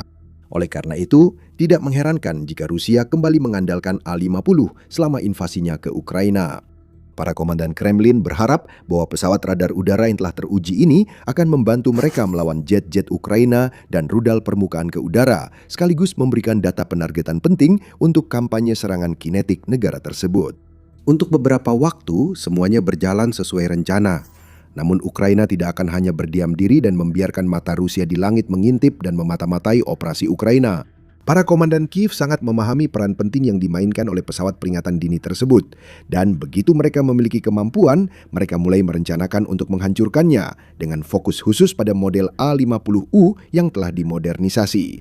Rusia dilaporkan memulai perang dengan 8 pesawat ini secara total. 1 pesawat dinonaktifkan hanya setahun setelah perang pada tanggal 26 Februari 2023. Pada saat itu, dilaporkan bahwa sebuah kelompok partisan, Asosiasi Pasukan Keamanan Belarus, telah melakukan serangan drone dan merusak sebuah pesawat A-50 di sebuah pangkalan udara dekat Minsk. Serangan tersebut kemudian dikaitkan dengan Dinas Keamanan Ukraina SSU, dan pesawat yang rusak tersebut dilaporkan tidak pernah kembali beroperasi. Kurang dari setahun kemudian, pada Januari 2024, sebuah A-50 yang kedua terkena serangan saat sedang bertugas. Pesawat itu terbang di atas Laut Azov, lalu tiba-tiba hilang dari radar. Tak lama setelah itu, muncul laporan dari pesawat Su-30 Rusia yang memberitakan tentang sebuah pesawat tak dikenal yang terbakar dan mendarat darurat. Ternyata ini adalah hasil serangan Ukraina yang direncanakan dan dieksekusi dengan sempurna yang dimulai beberapa minggu sebelumnya. Menurut para analis, Angkatan Udara Ukraina sengaja menargetkan dan melumpuhkan stasiun radar Rusia di seluruh Crimea. Sebagai tanggapan, Rusia harus memindahkan sebuah A-50 ke wilayah tersebut, yang membuatnya berada dalam jangkauan baterai rudal permukaan ke udara Ukraina. Baterai itu lalu menembakkan rudal ke A-50, menenggelamkannya ke dasar laut. Pasukan Kiev cerdik memasang jebakan yang langsung dimasuki pesawat Rusia, dan mereka belum berhenti di situ. Hanya sebulan kemudian, pada 23 Februari, sumber Ukraina melaporkan satu lagi A-50 berhasil dijatuhkan. Sekali lagi, hal ini dilaporkan terjadi di atas Laut Azov, tidak jauh dari wilayah Krasnodar Krai, Rusia. Sistem rudal jarak jauh SS-200 era Soviet menembak pesawat itu, menyebabkan kerusakan parah hingga pesawat jatuh berputar dan menewaskan 10 orang Rusia, termasuk beberapa perwira tinggi. Ukraina terus menekan di minggu-minggu berikutnya. Pada awal Maret 2024, Ukraina melakukan serangan drone terhadap lokasi perbaikan AA-50 yang sudah dikenal, yaitu pabrik pesawat Taganrog. Citra satelit lokasi itu menunjukkan kerusakan jelas pada salah satu hanggar tempat AA-50 dan pesawat khusus lainnya disimpan. Belum ada rincian lebih lanjut, namun kemungkinan satu atau lebih pesawat rusak dalam serangan itu. Pada Juni 2025, armada A-50 yang sudah berkurang kembali mendapat pukulan telak selama serangan ikonik Operasi Jaring Laba-Laba, salah satu serangan drone Ukraina terbesar dan paling sukses di wilayah Rusia. Pada saat itu, sebagian besar berita utama mengenai serangan tersebut berfokus pada bagaimana Ukraina dilaporkan telah menghancurkan hingga sepertiga armada pembom milik Kremlin. Satu detail yang lebih kecil namun tetap sangat penting sebagian besar luput dari perhatian.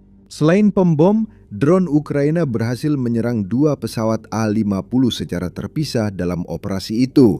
Beberapa jurnalis dan pakar militer membagikan berita tersebut, menyertakan citra satelit dan video untuk membuktikan bahwa dua pesawat itu mengalami kerusakan serius, khususnya pada rotodom radar mereka. Pemusnahan sistematis pesawat A-50 berlanjut pada November 2025 ketika Ukraina melakukan serangan besar lainnya yang menargetkan beberapa lokasi militer dan industri strategis Rusia. Ini adalah misi besar yang dilakukan oleh satuan dari pasukan roket dan artileri, pasukan operasi khusus, unit rudal pesisir Angkatan Laut, dan pasukan sistem tak berawak Ukraina. Bersama-sama, dengan menggunakan campuran drone rudal dan rudal jelajah Neptune, pasukan ini kembali menyerang lokasi perbaikan AA-50 di Taganrog. Beberapa ledakan dan kebakaran dilaporkan terjadi di lokasi tersebut, jelas mengganggu upaya perbaikan, pemeliharaan, atau modernisasi AA-50 yang tersisa di area itu saat itu. Pada bulan Maret 2026, Ukraina kembali melakukan serangan terhadap pesawat tertentu ini. Tepatnya pada 17 Maret, kekuatan Ukraina menyerang pabrik perbaikan pesawat ke-123 di Starie Rus, wilayah Novgorod. Sama seperti fasilitas Taganrog, lokasi ini merupakan bagian penting dari infrastruktur militer, di mana berbagai pesawat diperbaiki, ditingkatkan, dan dirawat. Citra satelit menunjukkan bahwa ada setidaknya 9 pesawat angkut IL-76 di lapangan terbang pada saat itu. Pesawat-pesawat ini adalah jenis yang sama yang menjadi dasar desain A-50. Laporan awal menyebutkan ada kerusakan jelas pada hanggar perawatan. Pada 20 Maret, Staf Umum Angkatan Bersenjata Ukraina mengonfirmasi di Telegram bahwa satu lagi A-50 terkena serangan itu. Kerusakan pada pesawat deteksi radar jarak jauh A-50 telah dikonfirmasi. Pesawat tersebut berada di wilayah perusahaan untuk perawatan dan kemungkinan sedang menunggu modernisasi. Sekarang, sebelum kita membahas dampak yang lebih besar dari serangan-serangan ini dan apa artinya bagi prospek Rusia dan Ukraina ke depannya, jika Anda ingin lebih banyak wawasan seperti ini, pastikan Anda sudah berlangganan acara militer ini. Kami membahasnya seperti ini tiap minggu. Jumlah pasti pesawat A-50 Rusia yang masih aktif berbeda-beda menurut laporan. Namun perkiraan paling optimis pun menyebut hanya tersisa beberapa saja. Memang, Pusat Analisis Strategi dan Teknologi Rusia sendiri, lembaga pemikir KAS, menyatakan bahwa tidak ada lebih dari 4 A-50 yang tersedia pada waktu tertentu. Itu bukan jumlah yang besar dan juga tidak cukup bagi Rusia untuk dapat memiliki cakupan penuh wilayahnya sendiri atau wilayah Ukraina yang masih diduduki pasukannya. Setiap kali sebuah A-50 dihancurkan atau bahkan hanya dinonaktifkan sementara, itu merupakan kemunduran serius bagi pasukan Kremlin karena meskipun pesawat-pesawat ini relatif tua, mereka sangat penting. Pesawat-pesawat ini telah memberikan pasukan Rusia sejumlah besar intelijen yang sangat berguna selama konflik sejauh ini. Pesawat-pesawat ini membantu pasukan Kremlin merespons cepat ancaman udara, menetralkan drone dan rudal Ukraina, serta mengordinasikan serangan ke aset dan infrastruktur Ukraina. Dan karena pesawat-pesawat ini sangat langka, mahal, dengan setiap unitnya seharga sekitar $350 juta dan sudah tidak diproduksi lagi, setiap kerugian menjadi jauh lebih berarti. Memang, dalam istilah militer murni, menyingkirkan A-50 tidak sama seperti menghancurkan pesawat musuh biasa. Ini lebih seperti menghancurkan kapal komando dan kendali besar. Dalam sekejap, musuh kehilangan cakupan radar yang sangat luas. Seluruh wilayah menjadi gelap, aliran intelijen yang stabil terputus, dan tak terhitung aset, konsentrasi pasukan, serta infrastruktur tiba-tiba kehilangan salah satu penjaga terpenting yang menjaga mereka tetap aman dari serangan udara. Implikasinya sangat besar. Pesawat A-50 mampu mendeteksi jauh lebih jauh daripada kebanyakan radar darat karena beroperasi di ketinggian sangat tinggi. Kehilangan bahkan hanya beberapa pesawat ini saja membuat Rusia jauh lebih sulit untuk memindai langit mencari tanda-tanda pesawat, rudal, atau drone yang masuk. Dengan sumber daya lebih sedikit, Komandan Kremlin harus menghadapi pertanyaan sulit tentang cara terbaik menggunakan aset yang tersisa. Jika satu pesawat rusak atau hancur, mereka harus memindahkan pesawat lain sebagai pengganti. Namun dengan melakukan itu, mereka pasti akan membuka celah di tempat lain yang bisa dimanfaatkan oleh Ukraina. Ini adalah situasi klasik, dilema klasik tanpa jalan keluar. Rusia akan menderita apapun yang dilakukannya. Tak ada jawaban mudah atau jalan pintas. Penting diingat, meski tanpa Ukraina merusak pesawat ini, pesawat-pesawat tersebut sebenarnya bukan barang baru. Pesawat yang utuh tetap butuh perawatan berkala, kru harus istirahat, pesawat perlu diisi bahan bakar, dan lain-lain. Ini mungkin alasan mengapa pasukan Ukraina memfokuskan sebagian serangan mereka ke lokasi-lokasi di mana pesawat-pesawat ini sering disimpan saat tidak digunakan. Tidak hanya memberikan kesempatan untuk merusak atau bahkan menghancurkan pesawat apapun yang mungkin ada di sana saat itu, tetapi juga mengganggu infrastruktur inti yang diperlukan untuk menjaga pesawat-pesawat ini tetap bisa terbang, tetap terisi bahan bakar, dan tetap berfungsi. Dan semakin banyak pesawat A-50 yang hilang dari armada Rusia, semakin besar kemungkinan Rusia akan bersikap hati-hati terhadap sedikit pesawat berharga yang masih tersisa. Komandan Kremlin kemungkinan akan lebih hati-hati menggunakan pesawat ini ke depannya. Hal itu tidak hanya berdampak negatif pada cakupan radar secara keseluruhan dan prospek pertahanan Rusia, tetapi juga memengaruhi kemampuan ofensif mereka secara negatif. Karena meskipun A-50 tidak menjatuhkan bom atau menembakkan rudal sendiri, mereka menyediakan data yang diandalkan oleh pesawat tempur serang Rusia untuk mendeteksi dan menentukan lokasi target. Tanpa bantuan A-50 pesawat tempur, mungkin harus lebih mengandalkan radar sendiri atau tim pengendali darat, sehingga berisiko lebih tinggi dan kurang efektif. Semua ini tidak berarti bahwa Rusia benar-benar buta. Mereka masih memiliki radar darat, radar pesawat tempur, satelit, dan sistem pengawasan lainnya untuk membantu mengumpulkan informasi. Namun, mereka bisa dibilang sedang kehilangan mata mereka yang paling penting dan paling jauh jangkauannya di langit, dan itu adalah masalah yang tampaknya belum bisa diatasi Kremlin.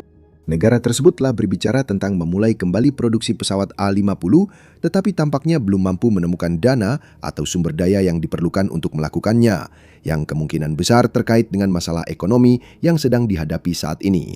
Rusia juga telah membanggakan program modernisasi dan peningkatan armada A-50 mereka yang sudah tua, tetapi A-50U baru yang telah ditingkatkan jelas tidak cukup kuat untuk menahan serangan drone dan rudal Ukraina, karena beberapa di antaranya sudah berhasil dihancurkan. Kremlin juga telah mencoba namun gagal menciptakan penerus A-50, yaitu A-100.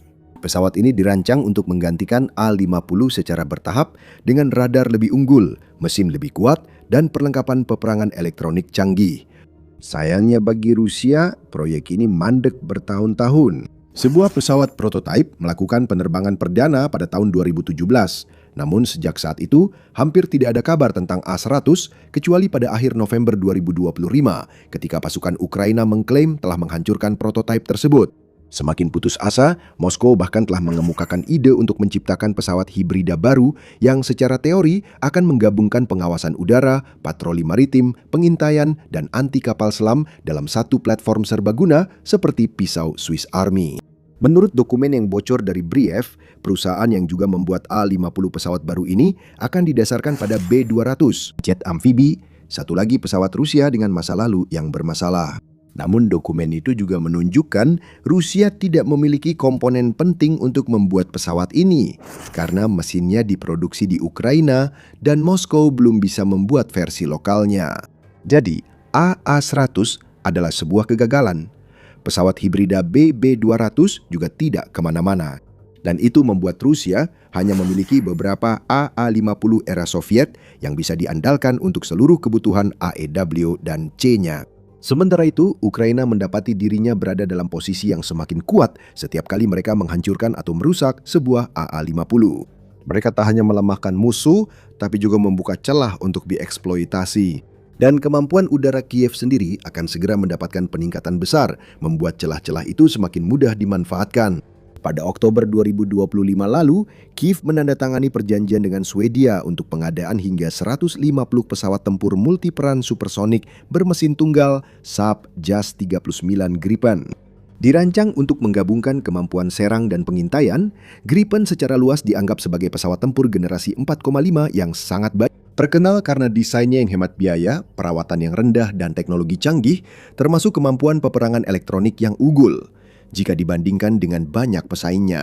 Seorang mantan pejabat militer NATO bahkan menyebut pesawat ini sebagai salah satu pesawat tempur terbaik di dunia, pesawat tempur terbaik selain F-22 dan F-35 siluman, dan bisa dengan mudah menghadapi apapun yang akan dikirimkan Putin. Pada 11 Februari 2026, Ukraina mengumumkan rencana untuk mendedikasikan sebagian dana dukungan Uni Eropa yang baru untuk memulai pengadaan jet tempur Gripen. Dan beberapa bulan kemudian, pada 17 April, Presiden Ukraina Volodymyr Zelensky menegaskan bahwa Ukraina telah mulai melatih pilotnya sendiri untuk Gripen dan akan memperluas pelatihan tersebut pada musim gugur 2026. Jika penilaian itu akurat, Ukraina mungkin segera dapat menerbangkan beberapa jet tempur terbaik Eropa ke langitnya pada saat yang sama ketika kekuatan udara Rusia sedang berada di titik terlemahnya. Dilengkapi dengan rudal udara-ke-udara jarak jauh Meteor, Gripen dapat digunakan untuk menargetkan dan menghancurkan jet tempur serta pembom serang milik Rusia. Di masa lalu, Kremlin dapat mengandalkan A-50 untuk melacak ancaman yang datang dan menjaga pesawat-pesawat semacam itu tetap aman, memberikan data tentang aset musuh yang jaraknya ratusan mil jauhnya, sehingga mereka bisa mendapat keunggulan saat perlu melarikan diri. Hal ini pada gilirannya memungkinkan Rusia untuk menggerakkan pesawat serangnya semakin dekat ke garis depan, melakukan serangan bom yang menghancurkan, serangan rudal, dan misi agresif lainnya dengan Su-34, Su-35, dan MiG-31BM mereka, misalnya. Namun jika A-50 tidak tersedia, pesawat-pesawat yang sama itu tidak akan lagi mendapatkan perlindungan yang sama. Mereka mungkin tidak tahu bahwa sebuah Gripen Ukraina sedang mengunci target pada mereka, atau bahwa sebuah rudal Meteor sedang menuju ke arah mereka sampai semuanya sudah terlambat. Hal ini dicatat dalam sebuah artikel Defense Express baru-baru ini yang menyatakan bahwa salah satu tujuan utama Gripen adalah untuk mendorong pesawat serang Su-34 Rusia yang membawa bom berpemandu lebih jauh dari garis depan. Inilah sebabnya mengapa hilangnya A-50 sangat penting. Ini tidak hanya membutakan mesin perang Kremlin, tetapi juga mendorongnya ke sudut gelap dan berbahaya yang mungkin tak akan pernah bisa mereka keluari. Selama 4 tahun, Rusia telah mengerahkan segala yang dimilikinya ke Ukraina di darat. Dan selama 4 tahun, peta nyaris tidak berubah. Jadi Presiden Vladimir Putin yang frustrasi mengubah cara perang dijalankan, membawanya ke udara. Gelombang demi gelombang drone Shahid dan rudal jelajah kini menghantam kota-kota Ukraina setiap malam karena pasukan dan tank gagal dan drone lebih murah. Ini adalah perang udara atrisi yang bertujuan menguras interseptor dan amunisi Ukraina, mencoba mematahkan semangat negara itu, satu pembangkit listrik dan blok apartemen sekaligus. Di tengah badai itu, senjata kecil asal Inggris yang hampir dilupakan tiba-tiba kembali jadi sorotan utama. Kru Ukraina menyebutnya pensil pembunuh. Senjata ini tidak mengunci sumber panas seperti kebanyakan senjata panggul lainnya. Senjata ini tak bisa dikelabui suar atau diganggu peperangan elektronik. Nama resminya adalah Starstreak dan menghadapi ancaman murah yang diproduksi massal yang kini memenuhi langit Ukraina, Rusia belum menemukan jawaban yang andal untuk itu. Perlu dicatat, Starstreak bukan penemuan baru. Senjata ini sudah muncul di laporan berita segera setelah perang dimulai. Senjata ini muncul lagi 4 tahun kemudian dan alasan kemunculannya akan menjelaskan bagaimana seluruh perang ini telah berubah. Sekarang mari kita bahas apa itu Starstreak, karena jawabannya tidak sesederhana misil yang lebih cepat atau reaksi lebih singkat. Semua orang tahu kecepatan penting dalam pertahanan udara. Misil yang lebih cepat memberi waktu respons lebih singkat dan Starstreak sangat cepat, antara Mach 3 hingga Mach 4 tergantung situasi dan peluncurnya. Namun, kecepatan hanyalah salah satu alasannya. Yang benar-benar membedakan misil ini dari sistem pertahanan udara jarak sangat pendek lainnya adalah metode pemanduannya. Dan disinilah Starstreak menjadi menakutkan. Biasanya, misil akan mengunci target melalui pelacakan panas, mencari objek terpanas yang tersedia di langit. Ini penting karena model pelacak panas awal akan menjadikan matahari target dan terbang ke arahnya.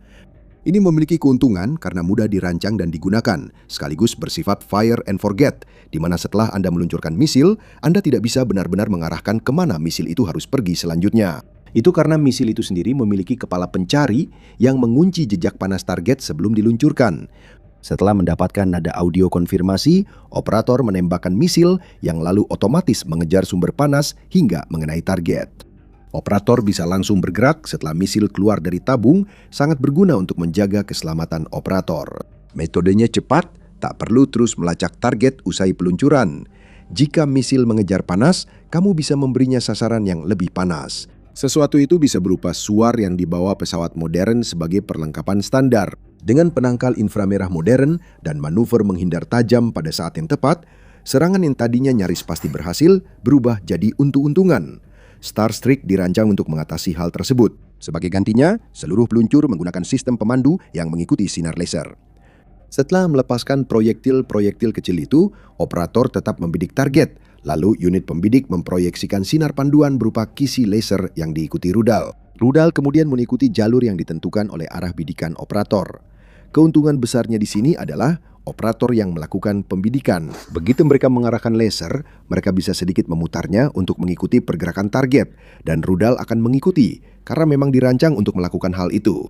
Target dapat mengaktifkan semua alat penangkalnya, namun Starstreak tetap tidak terpengaruh.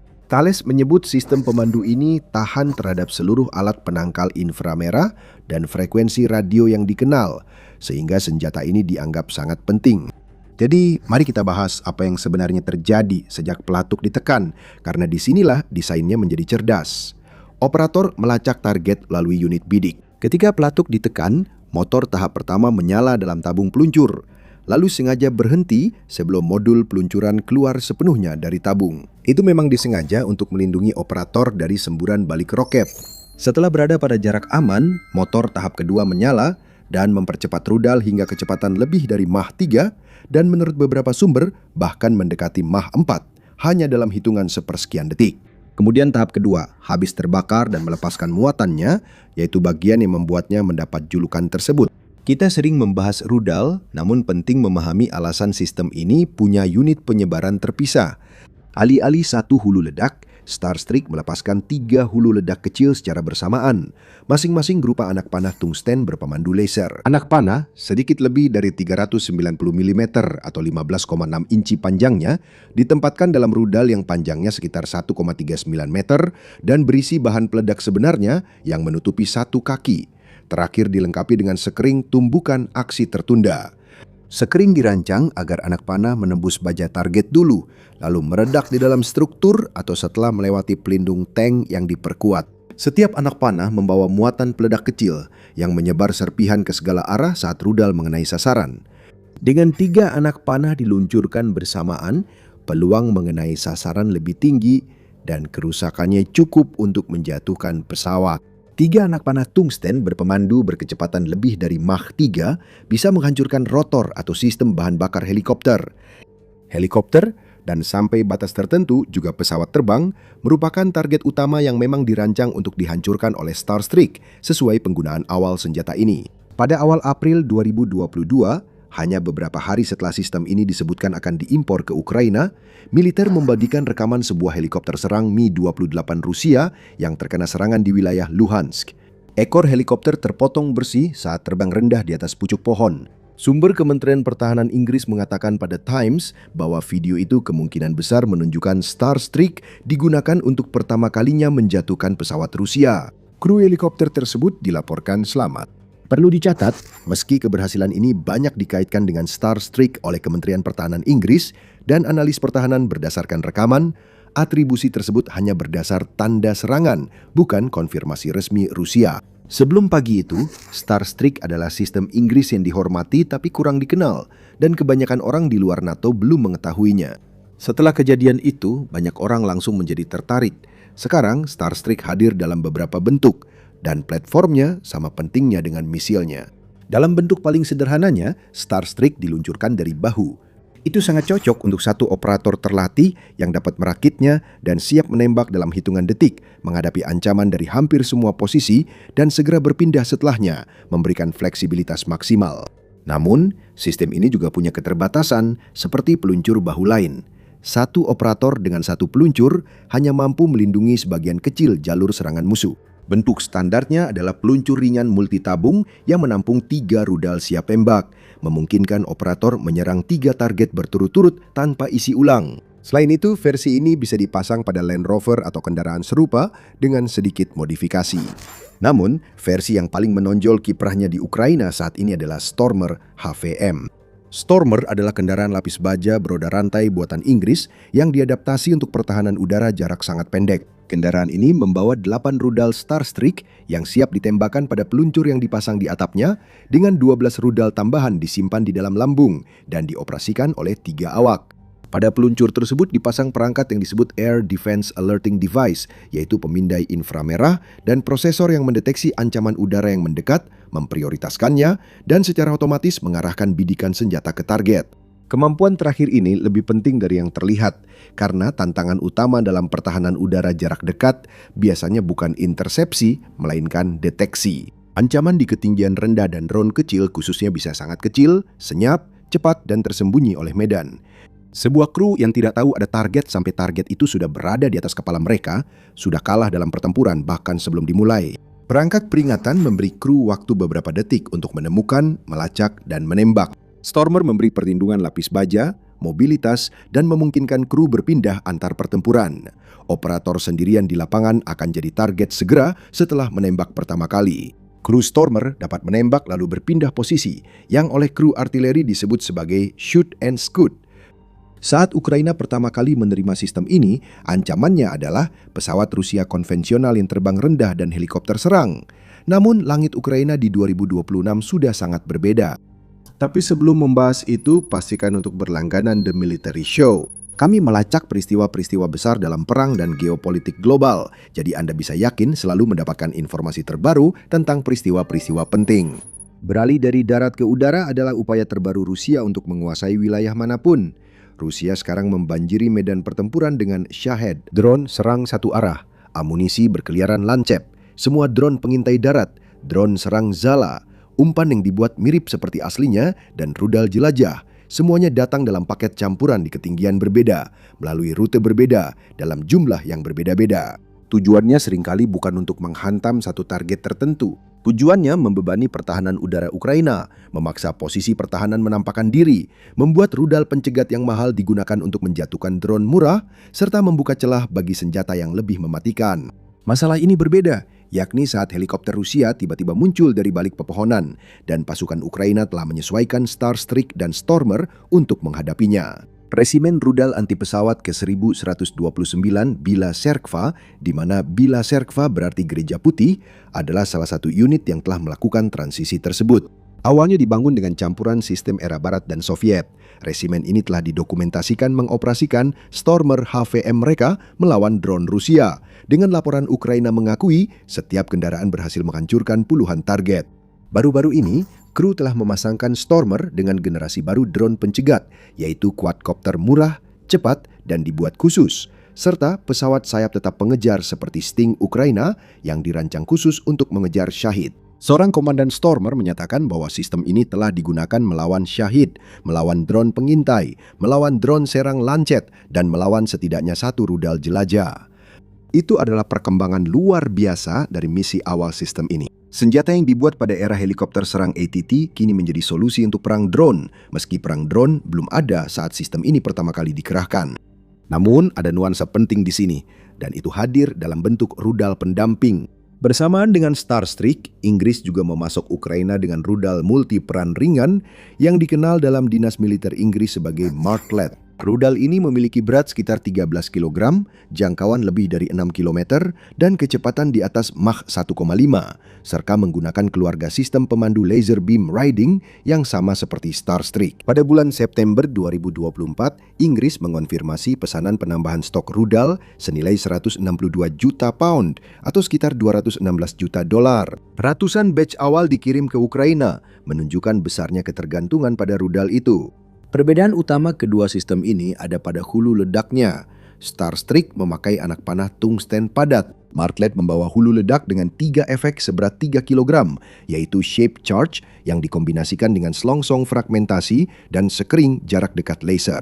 Secara praktis, anak panah Starstreak sangat mematikan terhadap helikopter dan pesawat, tepat karena ia menembus target sebelum meledak. Namun terhadap drone kecil, hantaman langsung anak panah tidak selalu menjadi cara paling andal untuk menjatuhkan, karena target yang kecil memang terlalu kecil untuk bisa terkena secara langsung. Hulu, ledak yang meledak dekat target dan menyebarkan pecahan, dipicu oleh kedekatan bukan hantaman langsung, lebih efektif untuk target seperti ini. Jadi secara efektif, kedua rudal ini saling menutupi kelemahan masing-masing. Satu dirancang untuk menghancurkan sesuatu yang besar dan berlapis baja, sementara yang lain untuk menumbangkan sesuatu yang kecil dan sulit ditangkap. Karena kami berusaha untuk jujur di sini, kami juga harus jelas tentang apa yang tidak bisa dilakukan oleh Starstreak yang penting dalam situasi perang tahun 2026. Agak disayangkan, kelemahan terbesar dari Starstreak justru berasal dari keunggulannya yang paling utama, yaitu tidak adanya fitur Fire and Forget. Operator harus terus melacak target secara terus-menerus setelah peluncuran, karena misil mengikuti sinar yang diarahkan operator ke target. Jika operator kehilangan target, sistem pemanduannya akan menurun. Selain itu, di langit yang dipenuhi drone kecil, cepat, dan bersignatur rendah dengan jalur tak terduga, pelacakan optik terus-menerus di bawah tekanan sangat sulit. Tiba-tiba, cuaca buruk dan jarak pandang menjadi penting, serta asap dan debu dapat mengganggu sinar laser yang digunakan rudal untuk bernavigasi. Starstreak juga bukan interseptor murah, dengan hulu ledak 3 bagian seharga 100 hingga 130 ribu dolar. Terhadap drone yang seringkali harganya berkisar antara 10.000 hingga 20.000 dolar atau bahkan sampai 50.000 dolar untuk model yang lebih kompleks, hitung-hitungan biayanya segera jadi tidak masuk akal. Karena itu, memadukannya dengan drone pencegat yang lebih murah dan martlet sangat penting. Untuk ancaman kecil dan murah, Anda tidak ingin menghabiskan misil mahal. Kita masih kekurangan satu informasi, yaitu data komprehensif dan terverifikasi independen tentang keberhasilan Starstreak menghancurkan target drone secara khusus. Kru Ukraina telah menggunakannya dan laporan awal menunjukkan hasil menjanjikan. Sebagai contoh, pada bulan April 2022, laporan intelijen menyebutkan setidaknya 7 drone Orlan 10 berhasil dijatuhkan oleh Starstreak di Vovchansk. Jadi, sudah ada presidennya untuk menunjukkan bahwa Starstreak memang efektif sebagai pemburu drone. Namun kemungkinan besar ini juga bukan jawaban lengkap untuk strategi drone Rusia. Namun, tak ada satu jawaban lengkap untuk strategi drone Rusia. Inilah logika utama pertahanan berlapis. Ini menimbulkan pertanyaan, mengapa senjata yang sempat ramai diberitakan pada musim semi 2022 dan kemudian menghilang, kini tiba-tiba relevan lagi 4 tahun kemudian? Jawabannya hampir tak terkait dengan misil, melainkan lebih pada perang di sekitarnya. Di darat, perang Rusia terhenti. Pada Mei 2026, pasukan Rusia hanya berhasil merebut 14 km persegi wilayah, pencapaian bulanan terkecil sejak Oktober 2023. Dan itu pun meskipun mereka melancarkan lebih dari 35% serangan, lebih banyak dibanding bulan sebelumnya. Lebih banyak serangan, wilayah yang didapat justru lebih sedikit. Institute for the Study of War juga menilai bahwa pasukan Ukraina sebagian besar telah berhasil menghentikan ofensif musim semi musim panas 2026 Rusia, dengan Rusia hanya mendapatkan sebagian kecil wilayah dibandingkan yang mereka rebut pada Mei 2025. Ukraina berhasil merebut kembali wilayah karena beberapa bulan terakhir menjadi salah satu waktu langka Ukraina mencatat keuntungan bersih. Dan jika Rusia tidak bisa menemukan cara untuk mendapatkan momentum, tujuan mereka untuk merebut Donbas tahun ini akan semakin jauh dari jangkauan mereka. Sekarang di belakang garis depan, mesin yang menopang perang juga mulai melemah.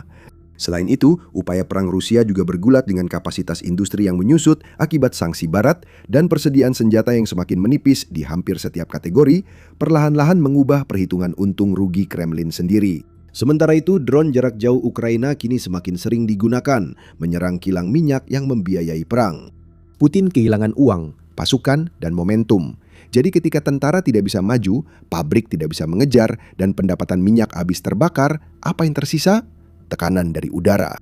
Institute for the Study of War mengaitkan penyingkatan serangan Rusia di kota-kota Ukraina dengan kegagalan di medan perang, menyebut kampanye udara ini sebagai pengganti kemajuan darat dan upaya mengalihkan perhatian dari serangan Ukraina ke wilayah Rusia. Karena itu, malam di Kherson, Kramatorsk, Dnipro, dan Kiev dipenuhi serangan drone dan rudal ke apartemen, gudang makanan, dan pembangkit listrik. Tak mampu mengalahkan tentara Ukraina, Rusia berupaya menghancurkan kota-kota Ukraina.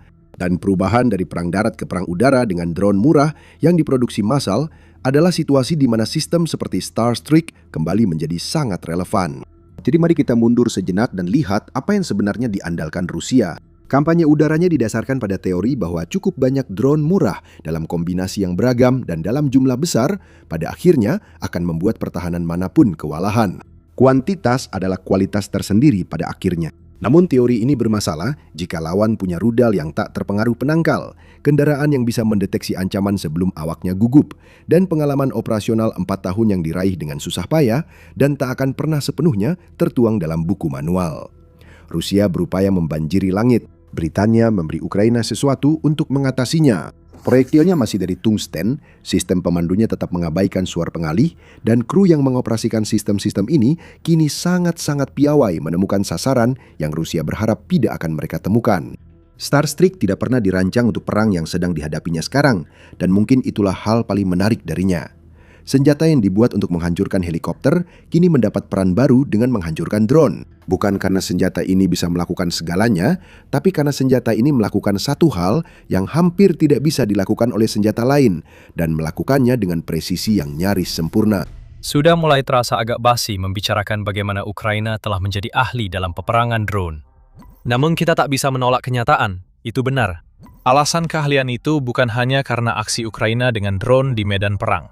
Ukraina ahli karena terus menciptakan drone-drone baru yang makin mengerikan dan meluluh lantakkan pasukan Rusia. Inovasi lain telah hadir. Ukraina menguji mode Terminator pada beberapa drone mereka, dan tentara Rusia berguguran. Antek-antek Putin mengira akan bertempur dengan tentara Ukraina. Satu-satunya penghiburan bagi tentara Rusia adalah bahwa Terminator itu belum memburu mereka sepanjang waktu, setidaknya untuk saat ini. Dalam sebuah artikel pada 10 Juni, New Scientist membuat pengungkapan mengejutkan bahwa drone sepenuhnya otonom bukan lagi sekadar mimpi. Mereka sudah ada di sini, dan Ukraina telah mengujinya. Terlebih lagi, uji-uji itu tidak menunjukkan bahwa drone tersebut masih perlu banyak perbaikan agar lebih efektif. The Terminator, julukan dari pembuat drone Alexander Kokonovsky, untuk mesin logam mengerikan Ukraina, berhasil melewati semua ujiannya dengan hasil memuaskan. Hasilnya sederhana. The Terminator terbang, menemukan dan menuntaskan tentara Rusia tanpa sedikit pun campur tangan manusia. Sebagian besar informasi tentang uji coba ini berasal dari Kokonovsky, tokoh senior industri pertahanan Ukraina yang kini mengandalkan drone. Ia menyatakan uji coba drone Terminator hanya sekali dilakukan, dan hasilnya melebihi ekspektasi. Ukraina mengirim 10 drone yang dikendalikan AI ini ke langit di dekat kota Bakhmut dan Chasiv Yar, dan mereka melakukan apa yang memang dirancang untuk mereka lakukan. Prajurit Rusia tewas dan peralatan mereka terbakar. Uji coba ini melibatkan 10 drone quadcopter ber-AI yang diprogram untuk mencari dan menghancurkan. Drone-drone itu terbang ke garis depan tanpa panduan manusia. Setiap drone membutuhkan waktu sekitar 10 menit untuk menempuh jarak antara 3 hingga 5 km wilayah. Setelah selesai, setiap drone mengaktifkan mode Terminator, memicu operasi AI untuk mengidentifikasi target yang akan dicegat. Kokonovsky menggambarkan betapa mematikannya Terminator dalam kutipan mengerikan yang dibagikan New Scientist. Kami meluncurkannya dan tahu semuanya akan mati. Semua yang kami temukan di area itu akan mati, kata Kokonovsky, lalu menambahkan wawasan unik tentang cara kerja Terminator. Tidak ada koneksi ke drone itu, Anda tidak bisa melihat videonya. Semua yang dilihatnya akan dibunuh. Artinya, drone ini berbeda dari drone lain yang pernah dibuat Ukraina. Semua drone lain, bahkan tanpa kamera video real-time, tetap diawasi Ukraina sampai taraf tertentu. Apakah itu berarti menonton rekaman yang diambil langsung oleh drone atau melacak jalur drone tersebut dalam jarak jauh menggunakan satelit dan instrumen? Ukraina selalu tahu apa yang dilakukan drone-drone miliknya. Selalu ada tingkat pengawasan manusia, kecuali pada Terminator. Drone luar biasa ini melakukan semuanya sendiri. Namun, tanpa umpan video dari Terminator, bagaimana Kokonovsky bisa yakin drone AI itu benar-benar menjalankan tugasnya? Ukraina hanya mengirim drone pengintai untuk memeriksa hasil penempatan itu.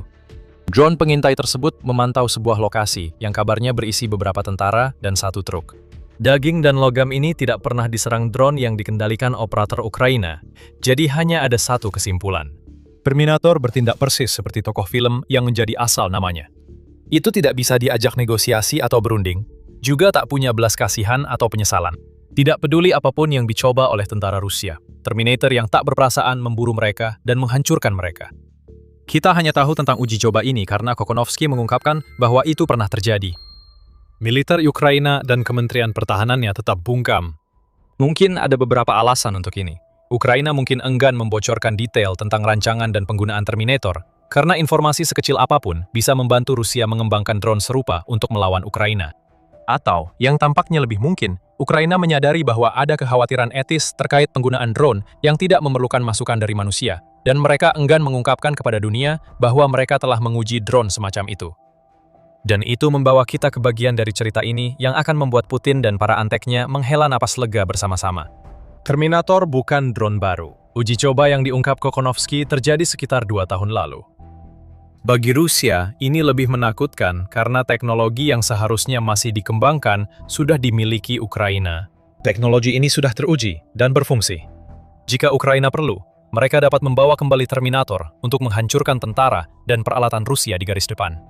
Namun pertanyaannya tetap, kenapa Terminator belum ada di garis depan jika memang efektif? Jawabannya adalah bahwa pemerintah Ukraina memiliki kekhawatiran etis yang beralasan tentang penggunaan jenis drone ini, yang akan kita bahas kembali beberapa menit lagi. Saat ini, pemerintah Ukraina melarang penggunaan AI pada tahap akhir penyerangan target. Teknologi ini dapat digunakan untuk menemukan dan melacak, tetapi ketika sampai pada serangan akhir, senjata apapun yang menggunakan AI harus dikendalikan oleh manusia pada tahap akhirnya. Ukraina tahu betapa berbahayanya teknologi yang mereka miliki saat ini. Pengujiannya menunjukkan segalanya. Bahkan Presiden Ukraina Volodymyr Zelensky mengatakan pada tahun 2025 bahwa penggunaan AI dalam senjata perlu diatur sekarang sebelum terlambat. Semua pihak kini membuat drone seperti yang diuji Ukraina pada 2024. Zelensky mengatakan kepada Majelis Umum PBB bahwa aturan global tentang penggunaan AI dalam senjata sangat mendesak, setara dengan pencegahan penyebaran senjata nuklir. Ukraina tampaknya menetapkan aturannya sendiri untuk tujuan itu. Jadi itu berarti Terminator tidak akan digunakan, setidaknya untuk saat ini. Situasi bisa berubah jika Rusia memperoleh teknologi serupa dan menggunakannya di medan perang. Tapi cerita yang lebih besar di balik drone ini adalah bahwa drone ini mungkin menjadi salah satu fondasi dari perubahan besar menuju tentara yang dipenuhi robot dan drone yang telah dilakukan Ukraina sejak uji coba dan terus dikembangkan hingga sekarang. Otonomi penuh mungkin tidak diizinkan, meski memungkinkan. Konsep di balik drone ini, yakni sebisa mungkin menyingkirkan manusia dari persamaan sehingga mereka terlindung dari tentara Rusia, masih sangat relevan dan terus dikembangkan. Pengujian ini menunjukkan awal kebangkitan robot yang ingin diciptakan Ukraina di seluruh angkatan bersenjatanya. 2 tahun setelah Terminator terbang, Ukraina telah berkembang dari penggunaan teknologi yang masih diragukan menjadi penggunaan robot, drone, otonomi, dan AI secara percaya diri tanpa menimbulkan dilema etika. Dalam analisis Maret 2025, Center for Strategic and International Studies, CSIS, menguraikan tujuan utama Ukraina dalam mengembangkan teknologi seperti yang ada pada Terminator. Prioritas utama bagi Ukraina menurut CSIS adalah menarik sebanyak mungkin prajurit dari tugas tempur aktif dan menggantinya dengan sistem tak berawak yang dapat bertindak secara otonom. Hal ini tidak hanya mengurangi kelelahan, stres, dan risiko tentara Ukraina di garis depan, tetapi juga menjadi solusi kekurangan tenaga kerja yang bisa memengaruhi kemampuan Ukraina mempertahankan diri dari Rusia di masa depan. CNN melaporkan bahwa sekitar 2 juta orang dicari di Ukraina karena mencoba menghindari wajib militer. Dengan Kiev Independent menambahkan bahwa 200.000 tentara lainnya yang telah dimobilisasi dinyatakan mangkir tanpa izin pada Januari 2026. Ini adalah masalah yang jarang dibicarakan, namun menciptakan beban nyata bagi pasukan pertahanan Ukraina yang berusaha menghadapi strategi Rusia yang pada dasarnya memiliki segalanya dalam jumlah lebih banyak. Sistem robotik otonom, atau setidaknya sistem robotik yang dapat beroperasi di garis depan sambil dikendalikan oleh orang-orang yang berada beberapa kilometer jauhnya, akan menjadi solusi sempurna untuk tantangan kekurangan tenaga manusia ini. Dengan risiko lebih kecil, membela negara melawan Rusia jadi lebih menarik bagi prajurit yang biasanya memilih lari daripada bertempur. Jika mereka tidak harus berhadapan langsung dengan tentara di garis depan, lebih banyak yang mungkin memilih untuk tetap tinggal dan bertempur daripada melarikan diri. Tapi apa makna semua ini jika melihat masa kini dan masa depan Ukraina? Ada 2 kemungkinan yang bisa terjadi akibat kemunculan Terminator dan semua mesin yang terinspirasi darinya. Salah satunya adalah neraka yang berusaha dihindari Zelensky dan Ukraina, di mana mesin tanpa awak dan otonom membunuh tanpa campur tangan manusia. Jalur lain seperti yang diambil Ukraina, yaitu menggabungkan manusia dan mesin untuk membuat solusi semi-otonom yang terinspirasi drone Terminator, namun tidak sepenuhnya tanpa jiwa atau etika. Sebelum kita membahas lebih dalam tentang keduanya, kami ingin mengingatkan Anda bahwa Anda sedang menonton The Military Show. Jika Anda menikmati video ini, tekan tombol subscribe agar Anda tidak ketinggalan liputan kami berikutnya. Salah satu visi untuk masa depan peperangan Ukraina datang dari seorang insinyur kelahiran Kiev bernama Yaroslav Aznyuk. Berbicara kepada Institute of Electrical and Electronics Engineers atau IEEE dalam sebuah pertemuan pada Desember 2025, Aznyuk membayangkan masa depan yang suram di mana gerombolan drone otonom membawa drone otonom lain untuk melindungi mereka dari drone otonom yang mencoba mencegat mereka. Dikendalikan oleh agen AI yang diawasi oleh seorang jenderal manusia di suatu tempat menjadi hal yang biasa di Ukraina. Bagaimana cara melindungi diri dari itu? Dia bertanya. Ia mencontohkan drone maritim yang dipakai Ukraina untuk menyerang armada Laut Hitam dan Crimea. Jawabannya sederhana, tidak bisa. Jika Ukraina mengandalkan teknologi Terminator yang diuji pada 2024, masa depan seperti ini sangat mungkin terjadi. Ukraina dan semua medan perang masa depan akan jadi neraka distopia. Sedikit tentara manusia yang dikerahkan akan menghabiskan seluruh waktu mereka bersembunyi, sementara mesin bertarung melawan mesin. Komandan mungkin tetap berperan, namun mereka hanya mengawasi drone dalam jumlah besar yang sulit dikendalikan targetnya. Perang akan berlangsung bukan hanya antar negara, tetapi juga antar AI. Sebagian orang berpendapat Ukraina memang sudah seperti medan perang. Seorang tentara Rusia bisa melihat ke langit dan melihat drone FPV yang terus berpatroli. Mengetahui bahwa operator manusia dari drone-drone itu akan mengirimkan mesin mereka untuk membunuh begitu tentara itu terlihat. Namun, interaksi manusia itulah yang menjadi pembeda. Dengan operator manusia, tentara Rusia masih punya kesempatan untuk menyerah, walau sangat singkat. Mereka bisa mengibarkan bendera putih dan berharap mendapat belas kasihan. Kita telah melihat hal itu baru-baru ini. Pada Juli 2025, drone dan robot darat yang dioperasikan oleh Brigade Serbu Ketiga Ukraina di Kharkiv menggunakan kombinasi drone dan robot darat untuk menangkap tentara Rusia. Semuanya tanpa harus melibatkan tentara Ukraina secara langsung. Jika drone Terminator yang diuji Ukraina makin meluas, tidak ada jaminan opsi ini tetap tersedia. Drone ini diprogram melacak dan menghancurkan. Tidak ada ruang untuk belas kasih manusia. Bahkan konsep menangkap tawanan untuk dijadikan alat tawar pun tidak ada. Itulah sisi distopisnya. Mungkin itu alasan Ukraina belum membawa Terminator atau drone serupa dari uji coba ke pengerahan penuh. Sebaliknya, Ukraina memilih secara selektif aspek-aspek terbaik dari teknologi otonom, lalu memadukannya dengan kendali manusia, agar perang tidak menjadi pertarungan mesin tanpa jiwa. Ukraina justru aktif menggunakan AI dalam drone mereka. Ukraina menerima AI, tetapi mereka melakukannya dengan cara yang berbeda dari arah yang mungkin diambil jika mereka sepenuhnya mengandalkan drone Terminator. Menurut Kiev Independent pada April, Kementerian Pertahanan Ukraina mendorong ekosistem AI yang melibatkan lebih dari 200 perusahaan dalam produksi drone bertenaga AI.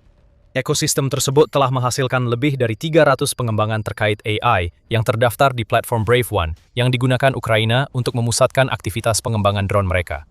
Ukraina juga mendirikan Pusat Pertahanan A1 Pusat AI yang diharapkan akan menghadirkan teknologi bertenaga AI di masa depan. Jadi Ukraina jelas menggunakan AI, tetapi cara penggunaannya berbeda dari yang kita lihat dalam uji coba Terminator. Ambil contoh apa yang telah terjadi dengan serangan Ukraina terhadap logistik Rusia di area belakang dekat garis depan selama beberapa bulan terakhir. Serangan-serangan ini penting untuk memutus jalur pasokan Rusia, khususnya di Crimea, dan mengisolasi pasukan mereka. Forbes melaporkan Ukraina memakai drone AI untuk memburu jalur pasokan, setidaknya sejak musim panas 2025. Drone AI ini melakukan aspek awal dari apa yang dilakukan Terminator selama uji cobanya. Dengan menggunakan AI, mereka menemukan, melacak, dan bahkan mengikuti target. Tetapi perbedaan utamanya adalah operator drone dapat melihat semuanya, dan mereka terlibat dalam segala hal, mulai dari perencanaan misi hingga menyelesaikan tahap terakhir tugas, yaitu melakukan serangan itu sendiri. Drone AI Ukraina tidak sekadar dikirim ke udara untuk membunuh. Drone tersebut dikirim ke lokasi yang jadi target serangan Ukraina. Dan meskipun drone-drone itu secara otomatis menemukan target, tetap saja operator yang membuat keputusan akhir atau menyetujui keputusan AI untuk menyerang target tersebut. Di tempat lain, AI digunakan untuk menghancurkan target secara otonom, namun bukan manusia. Media United 24 pada 8 Juni melaporkan bahwa Maxon Systems Ukraina mengembangkan sistem AI baru yang terintegrasi ke jaringan radar pertahanan udara Ukraina untuk memungkinkan drone pencegat melacak dan menyerang drone tipe Shahid. Teknologi ini telah teruji di pertempuran dengan tingkat keberhasilan intersepsi 95%. Cara kerjanya mirip Terminator. Seperti Terminator, operator memilih zona serang atau target. Setelah perintah, interseptor terbang dan beroperasi otomatis tanpa intervensi, melacak serta menyerang drone tanpa kendali manual. Kecerdasan buatannya sudah dilatih mengenali Shahid dan drone serupa, sehingga sangat kecil kemungkinan bertindak di luar kendali. Ukraina masih punya sistem pengaman dengan operator yang bisa membatalkan serangan hingga detik terakhir. Mungkin ini adalah evolusi alami dari teknologi drone Terminator. Alih-alih mengikuti pendekatan bunuh semua ala Terminator, pengembang drone Ukraina mengadopsi kemampuan Terminator, namun menambah sistem pengaman agar AI hanya menarget aset non-manusia dan bisa dibatalkan kapan saja. Inilah masa depan otomasi menurut Ukraina. Artinya, uji coba Terminator hanyalah langkah awal. Namun, Ukraina tetap berencana membangun pasukan robot, khususnya di darat. Pada April, Defense News melaporkan Ukraina akan mengerahkan 25.000 robot darat pada paruh pertama 2026. Meski robot-robot ini mampu operasi semi-otonom dan merebut posisi Rusia, seperti insiden luar biasa April lalu, di mana robot darat meniru peran utama infanteri, fokus utamanya tetap pada penyelamatan nyawa, bukan mengambil nyawa. Ukraina ingin memakai teknologi AI untuk meminimalkan jumlah tentara yang gugur di garis depan. Robot darat Ukraina kini menangani misi logistik dan evakuasi, menggantikan tentara yang beberapa bulan lalu masih harus menanggung risiko yang melekat pada operasi tersebut. Menurut Defense News, staf umum Angkatan Bersenjata Ukraina telah mengakui bahwa pengenalan robot darat, beberapa dikendalikan sepenuhnya dan lainnya semi-otonom, telah mengurangi korban personel hingga 30% secara luar biasa. Semua contoh ini menunjukkan warisan uji coba drone Terminator tahun 2024. Namun, kecil kemungkinan Terminator akan segera muncul di medan perang. Bersama dengan Zelensky yang memanfaatkan forum di pertemuan PBB untuk memperingatkan bahaya AI dalam peperangan, Sekretaris Jenderal PBB Antonio Guterres juga mengecam gagasan tentang mesin pembunuh sepenuhnya otonom, seperti Terminator, sebagai sesuatu yang tidak dapat diterima secara politik dan menjijikkan secara moral. Ukraina tampaknya setuju. Itulah sebabnya kita belum melihat Terminator dalam bentuk aslinya terbang sejak uji coba awalnya. Meski tanpa mempertimbangkan etika, tetap ada kekhawatiran AI yang mengendalikan drone jenis ini bisa lepas kendali. Jika AI rusak dan mengira tentara Ukraina adalah orang Rusia, tembakan ke pasukan sendiri akan benar-benar berbeda maknanya. Bisakah itu disebut begitu jika senjata penyerang tidak dikendalikan pihak sendiri? Terminator membuktikan Ukraina mampu membangun sesuatu yang selama ini banyak diteorikan, tetapi nyaris tak seorang pun ingin melihatnya di medan perang. Teknologi drone itu masih digunakan dalam sistem semi-otonom yang dikembangkan Ukraina pada 2026. Sementara Rusia, rasa lega yang dirasakan disertai catatan khusus. Jika Rusia memakai teknologi seperti ini di Ukraina, semua batasan akan dicabut. Drone Terminator siap digunakan. Ukraina tahu cara membuatnya. Drone itu sudah teruji dalam pertempuran. Ukraina hanya perlu mengubah keputusan, maka uji coba yang membuat tentara Rusia berjatuhan pada 2024 akan jadi kenyataan baru yang belum siap dihadapi pasukan Rusia. Untuk saat ini, kenyataan itu tampaknya belum akan terjadi. Tapi bukan berarti Ukraina tidak terus mengembangkan teknologi drone baru setiap saat. Rusia mengira mereka bertindak cerdas, dan di permukaan, memang begitu. Setelah salah satu pabrik terpenting mengalami beberapa serangan drone, Rusia membangun struktur jeruji pelindung raksasa di sekitar seluruh gedung untuk melindunginya dari kendaraan udara tak berawak. Itu juga seharusnya berhasil. Rusia kini punya benteng tahan drone, dan negara itu berpikir bahwa mereka sudah paham cara menghadapi Ukraina. Ukraina membuktikan bahwa Rusia salah. Jika struktur jeruji pelindung jadi solusi Rusia hadapi drone, Ukraina justru mengubah permainannya. Rencana Rusia malah jadi bumerang karena Ukraina tetap berhasil menyerang benteng itu. Ukraina tidak mengirim drone, melainkan sesuatu yang jauh lebih kuat. Rencana Rusia itu sederhana. Chaboksary di Republik Chuvashia terletak lebih dari 885 km dari Ukraina. Dan di kota itu terdapat pabrik VNIIR Progress yang merupakan salah satu fasilitas militer terpenting di Rusia karena perannya dalam mengembangkan komponen yang digunakan dalam beberapa senjata paling berbahaya milik Rusia, termasuk misilnya. Pabrik itu seharusnya tidak bisa disentuh. 885 km seharusnya sudah lebih dari cukup jauh agar Ukraina tidak pernah bisa melancarkan serangan. Drone jarak jauh Ukraina membuktikan jarak bukan masalah, sehingga mereka bisa menyerang pabrik itu beberapa kali. Rusia berpikir, kita menghadapi masalah drone yang tak terduga dan kini butuh solusi. Solusi itu adalah membungkus gedung administrasi dan bengkel pabrik VNIIR Progress dengan kandang logam raksasa, daripada mengandalkan jaring anti-drone yang sering digunakan dalam perang. Foto-foto dari Defense Express menunjukkan tampilan gedung dari permukaan, sementara Business Insider melaporkan foto satelit yang dibagikan oleh Vantor, perusahaan intelijen spasial Amerika Serikat, memperlihatkan kandang mengelilingi seluruh gedung. Logikanya masuk akal. Cope Cage ini, seperti yang sering disebut secara sinis, mengelilingi target dengan satu tujuan, yaitu meledakkan hulu ledak yang dibawa drone sebelum waktunya, sehingga ledakan tersebut tidak merusak target. Rusia mengira Cope Cage sebesar gedung itu adalah cara sempurna melindungi salah satu pabrik terpenting mereka. Rusia salah.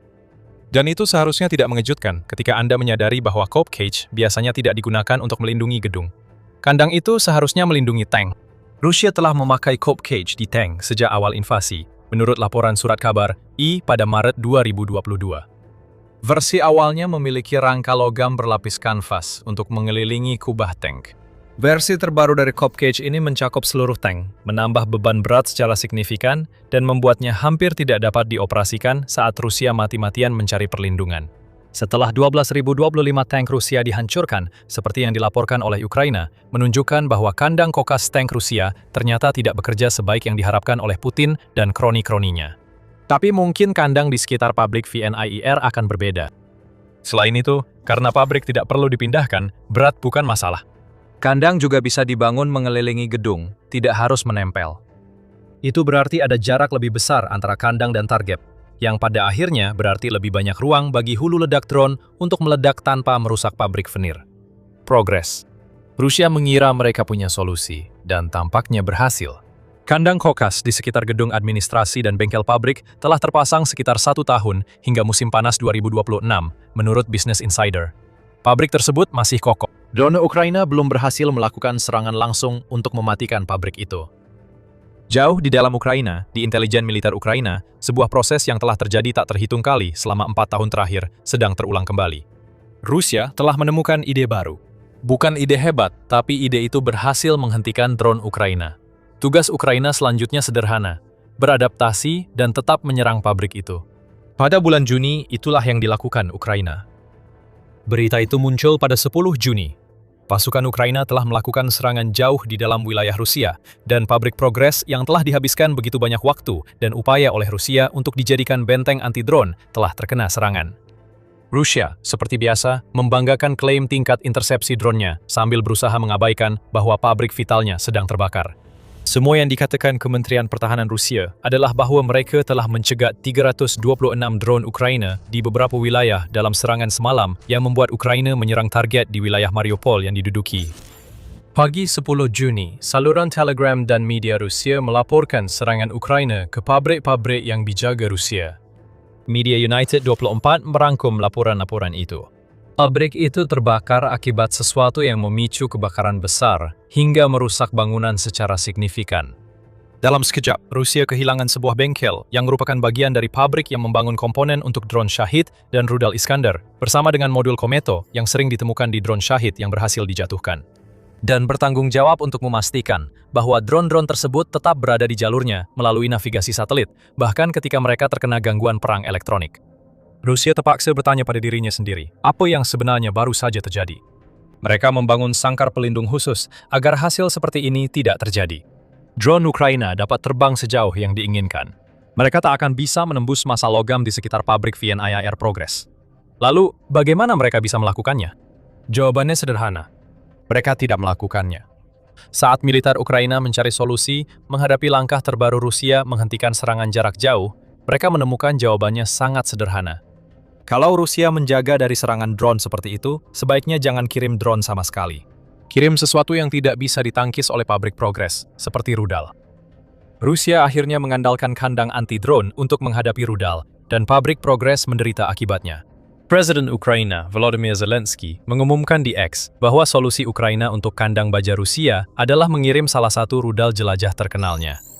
Kami terus menerapkan serangan jarak jauh Ukraina terhadap fasilitas militer Rusia dan industri minyaknya. Secara khusus, tadi malam FP-5 Flamingos Ukraina menyerang pabrik militer di Cheboksary yang memasok komponen drone dan rudal untuk tentara penjajah, kata Zelensky. Dia juga mengungkapkan bahwa Ukraina telah melakukan serangan lagi terhadap minyak Rusia ketika pasukannya menghantam kilang minyak Kuibyshev di Samara, yang berjarak lebih dari 900 km dari Ukraina, bersama dengan sepasang fasilitas minyak di wilayah Vladimir yang berjarak lebih dari 700 km. Klip singkat yang dibagikan Zelensky memperlihatkan kerusakan besar akibat rudal Flamingo Ukraina. Kami melihat rudal itu terbang, sempat terekam dari jendela warga Rusia yang melihatnya melesat. Kemudian kita lihat aksi rudal itu. Pabrik Progres, dengan sebagian besar kerangka pelindung utuh, terlihat mengeluarkan asap. Rudal Ukraina menembus langsung pertahanan Rusia dan menghantam sasarannya dengan kekuatan luar biasa. Rusia tidak memperhitungkan serangan rudal. Kerangka pelindung hanya menahan ledakan kecil, tapi tak mampu melawan kekuatan rudal. Dan soal kekuatan, Flamingo adalah salah satu senjata terberat di seluruh persenjataan Ukraina. Dengan panjang antara 10 hingga 14 meter atau 33 hingga 46 kaki, Flamingo adalah versi rudal jelajah milik Ukraina, dan ini memungkinkan negara tersebut menghantam sasaran jauh di dalam wilayah Rusia dengan keras. Institut Internasional untuk Studi Strategis menunjukkan seberapa jauh jangkauan dan daya hantamnya saat mengungkapkan bahwa Flamingo dapat terbang hingga 3.000 km sambil membawa hulu ledak seberat 1.150 kg. Daya ledaknya jauh lebih besar dari drone standar, sehingga sangkar pelindung Rusia gagal menghentikan senjata Ukraina. Meski besar, bukan siluman dan subsonik, Flamingo Ukraina tetap bisa menempuh hampir 1.000 km ke pabrik yang dianggap aman oleh Rusia.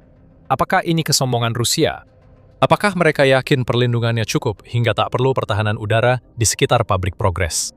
Atau apakah Rusia memang tidak memiliki pertahanan udara yang cukup setelah 4 tahun perang yang telah membuat mereka kehilangan 1.420 unit pertahanan anti pesawat, termasuk pembantaian pada bulan Maret, di mana Ukraina berhasil menghancurkan 54 unit yang terdiri dari 39 sistem pertahanan udara dan 15 radar hanya dalam 1 bulan.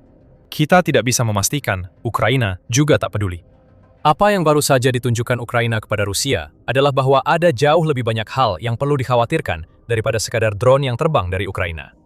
Rudal kini ikut berperan, dan bukan sembarang rudal biasa. Ini senjata buatan Ukraina yang mampu menembus benteng pertahanan dan menghancurkan pabrik penting dalam rantai pasokan mesin perang Rusia. Flamingo sudah ada selama beberapa waktu. Tetapi tanggal 10 Juni mungkin akan dikenang sebagai momen debut rudal ini, karena rudal tersebut melakukan persis seperti yang seharusnya. Menyerang jauh ke dalam, menghantam dengan keras, dan mengatasi semua pertahanan yang telah dipasang Rusia. Rusia ingin bangunannya tahan drone, tapi Ukraina tidak peduli. Ukraina sedang mengalami revolusi rudal yang akan mengubah perang dengan Rusia. Sebelum membahas lebih jauh, ini pengingat bahwa Anda menonton acara militer. Jika mendapat wawasan dari channel ini, jangan lupa berlangganan agar tidak ketinggalan video kami. Mari mulai dengan Flamingo. Kita tahu kemampuan rudal itu, dan kerusakan kandang pelindung serta pabrik komponen yang terbakar telah menarik perhatian Putin dan kroni-kroninya. Namun, rudal ini tidak hanya soal jangkauan dan kekuatan. Seperti yang dikatakan Vikram Mittal dalam artikel Forbes tertanggal 13 Maret, rudal Flamingo telah sepenuhnya mengubah dinamika perang Ukraina. Pada saat itu, Flamingo tidak hanya diproduksi dalam jumlah besar, tetapi juga telah digunakan secara operasional secara berkelanjutan. Menandainya sebagai kunci strategi serangan mendalam Ukraina untuk membebani pertahanan udara Rusia dan menghancurkan target yang kurang dari setahun lalu belum bisa dihantam Ukraina sebelum rudal merah mudanya muncul. Mittal menyatakan Ukraina telah menyerang target Rusia bernilai tinggi dan tiap serangan menunjukkan 3 tren mengkhawatirkan bagi Rusia. Jumlah salvo kini meningkat dari peluncuran terpisah menjadi tembakan terkoordinasi 4-6 rudal. Kedua, jarak target semakin jauh dengan serangan terbaru hingga jauh ke wilayah pedalaman Rusia. Ketiga, efektivitas rudal tampaknya meningkat karena beberapa berhasil menembus pertahanan udara Rusia dan mengenai target, ujar Mittal. Dan jika digabungkan, ketiga tren ini membentuk strategi serangan jarak jauh Ukraina. Berkembang hingga pada titik di mana strategi ini tidak hanya dapat menghantam lebih keras dari sebelumnya, tetapi juga menjadi lebih berbahaya karena Ukraina dapat meluncurkan rudal Flamingo dan drone dalam jumlah besar, sehingga pertahanan udara Rusia tidak dapat berbuat apa-apa terhadapnya. Anda mungkin ingat Rusia mengklaim menembak jatuh 326 drone saat rudal Flamingo menghantam pabrik Progres. Berapa banyak drone itu? Hanya umpan untuk mengelabui pertahanan udara Rusia dan memberi jalan bagi rudal Flamingo menembus sangkar pelindung itu. Kita mungkin tak akan pernah tahu, namun inilah strategi serangan matang dengan rudal Flamingo sebagai intinya. Selain itu, penciptaan rudal Flamingo menandai kematangan baru industri pertahanan Ukraina. Pada tahun 2022, serangan seperti yang kita lihat pada 10 Juni tidak akan mungkin terjadi, bahkan dengan rudal-rudal yang dikirimkan oleh mitra barat Ukraina ke negara tersebut.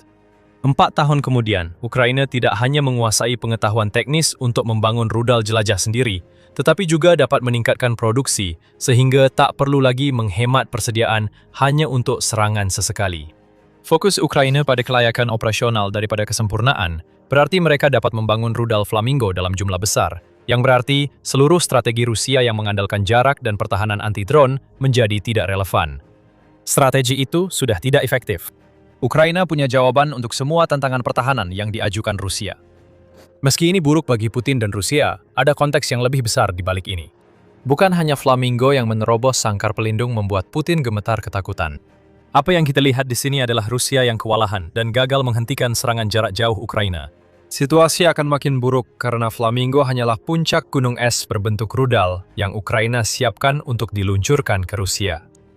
Kita sudah tahu betapa takutnya Putin pada drone Ukraina. Ketakutan itu yang jadi alasan pagar pelindung dipasang di sekitar pabrik Progress. Itulah juga alasan jaring anti-drone dipasang di sekitar kediaman Putin di Valdai. Pemimpin Rusia percaya bahwa jika Ukraina akan melakukan kerusakan, mereka pasti akan melakukannya dengan drone. Tapi dia salah. Tanggal 10 Juni dan Flamingo membuktikan hal itu. Tapi masalah yang jauh lebih besar bagi Rusia adalah bahwa Ukraina sedang beralih ke rudal yang tidak pernah diduga siapapun beberapa tahun yang lalu. Seperti yang disampaikan oleh Dewan Atlantik dalam artikel tanggal 2 Maret, Flamingo hanyalah salah satu dari beberapa rudal yang sudah digunakan atau sedang dikembangkan oleh Ukraina.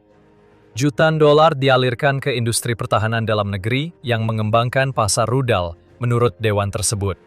Ukraina sudah punya cetak biru untuk mempercepat pertumbuhan pasar ini.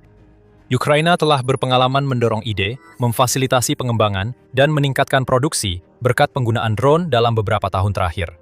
Dan banyak konsep yang sama akan berhasil di pasar rudal. Menteri Pertahanan Mikhailo Fedorov menyatakan Kementerian Pertahanan Ukraina bertindak seperti investor Ventura dengan memberi hibah besar pada perusahaan yang aktif mengembangkan rudal dan teknologi terkait. Tokoh pendorong rudal lainnya di jajaran atas Ukraina adalah Panglima Tertinggi Angkatan Bersenjata Ukraina, Oleksandr Syrskyi. Pada 9 Juni, New Voice of Ukraine melaporkan bahwa Syrskyi secara terbuka mendukung rencana yang dirancang untuk mentransformasi pasukan rudal dan artileri Ukraina pada tahun 2030. Rencana ini akan menggantikan rudal dan roket era Soviet Ukraina dengan alternatif buatan lokal yang lebih modern dan efektif. Rudal buatan Barat tetap akan diterima dan digunakan oleh Ukraina. Namun Ukraina kini tak lagi terlalu bergantung pada rudal itu, karena mereka fokus pada produksi dalam negeri yang sebelumnya dianggap Rusia mustahil terjadi. Syrskyi meyakini bahwa rencana baru ini akan memungkinkan penghancuran target secara konsisten pada jarak hingga 2.000 km, terutama jika didukung oleh kemajuan teknologi drone lebih lanjut, menurut laporan militernya. Dan jika Rusia berpikir bahwa Flamingo adalah satu-satunya hal yang perlu mereka khawatirkan, maka mereka benar-benar salah besar. Ukraina makin dekat mengembangkan rudal balistik sendiri. Ketika rudal-rudal itu datang, apa yang terjadi pada pabrik Vinir, Progress, dan fasilitas terkaitnya akan tampak seperti piknik jika dibandingkan. Pada 4 Juni, Defense Express melaporkan bahwa Firepoint, yang merupakan perusahaan di balik rudal Flamingo, telah melakukan peluncuran kedua yang diketahui dari rudal balistik FP-FP7 miliknya. Uji coba itu menarik karena beberapa alasan, terutama karena itu adalah versi FP-FP7X dari rudal baru Firepoint, yang merupakan variasi dari desain yang akan digunakan Ukraina untuk mencegat rudal-rudal yang datang dari Rusia. Namun, interseptor tersebut didasarkan pada FP-FP7, dan uji coba kedua yang dilakukan Firepoint berhasil, serta memberikan bukti pertama bahwa rudal balistik baru Ukraina mampu melakukan penerbangan terpandu. FP-7X penting karena Ukraina bisa membuat dan menggunakannya dengan biaya hanya 1/5 dari rudal pencegat Patriot yang biasa digunakan menghadapi ancaman rudal Rusia. Namun yang paling membuat Rusia khawatir adalah makna FP-FP7 sebagai opsi serangan.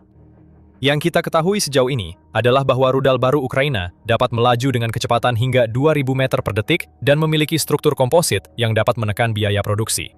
Artinya, Ukraina akan segera memiliki kombinasi drone, rudal jelajah, dan rudal balistik yang diproduksi massal dan diluncurkan banyak, seperti yang selama ini digunakan Rusia untuk menyerang Ukraina. FP-FP7 segera bergabung dengan Flamingo untuk menghancurkan Rusia. Dan jika pakar militer Pavlo Narozny benar, Ukraina akan segera mampu memproduksi cukup banyak rudal balistik untuk menyebabkan kerusakan serius pada Rusia.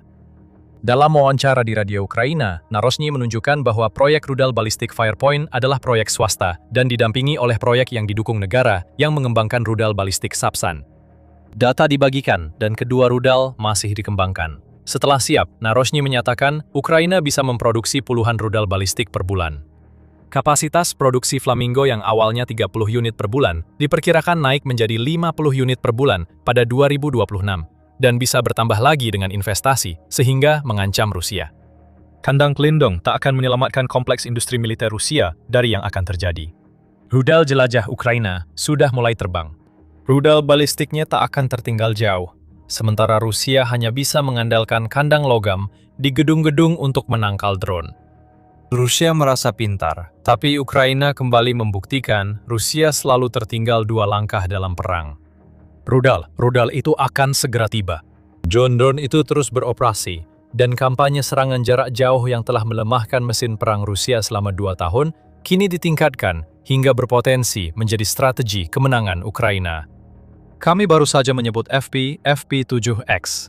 Jika Anda ingin tahu lebih banyak tentang rudal ini, FP7 dan uji coba Ukraina, kami punya video yang cocok untuk Anda. Simak analisis kami tentang dampak rudal balistik baru Ukraina bagi Ukraina dan Eropa. Dan jika Anda menikmati video ini, jangan lupa untuk menekan tombol subscribe agar Anda mendapatkan tayangan militer harian langsung di feed Anda. Dan seperti biasa, terima kasih telah menonton.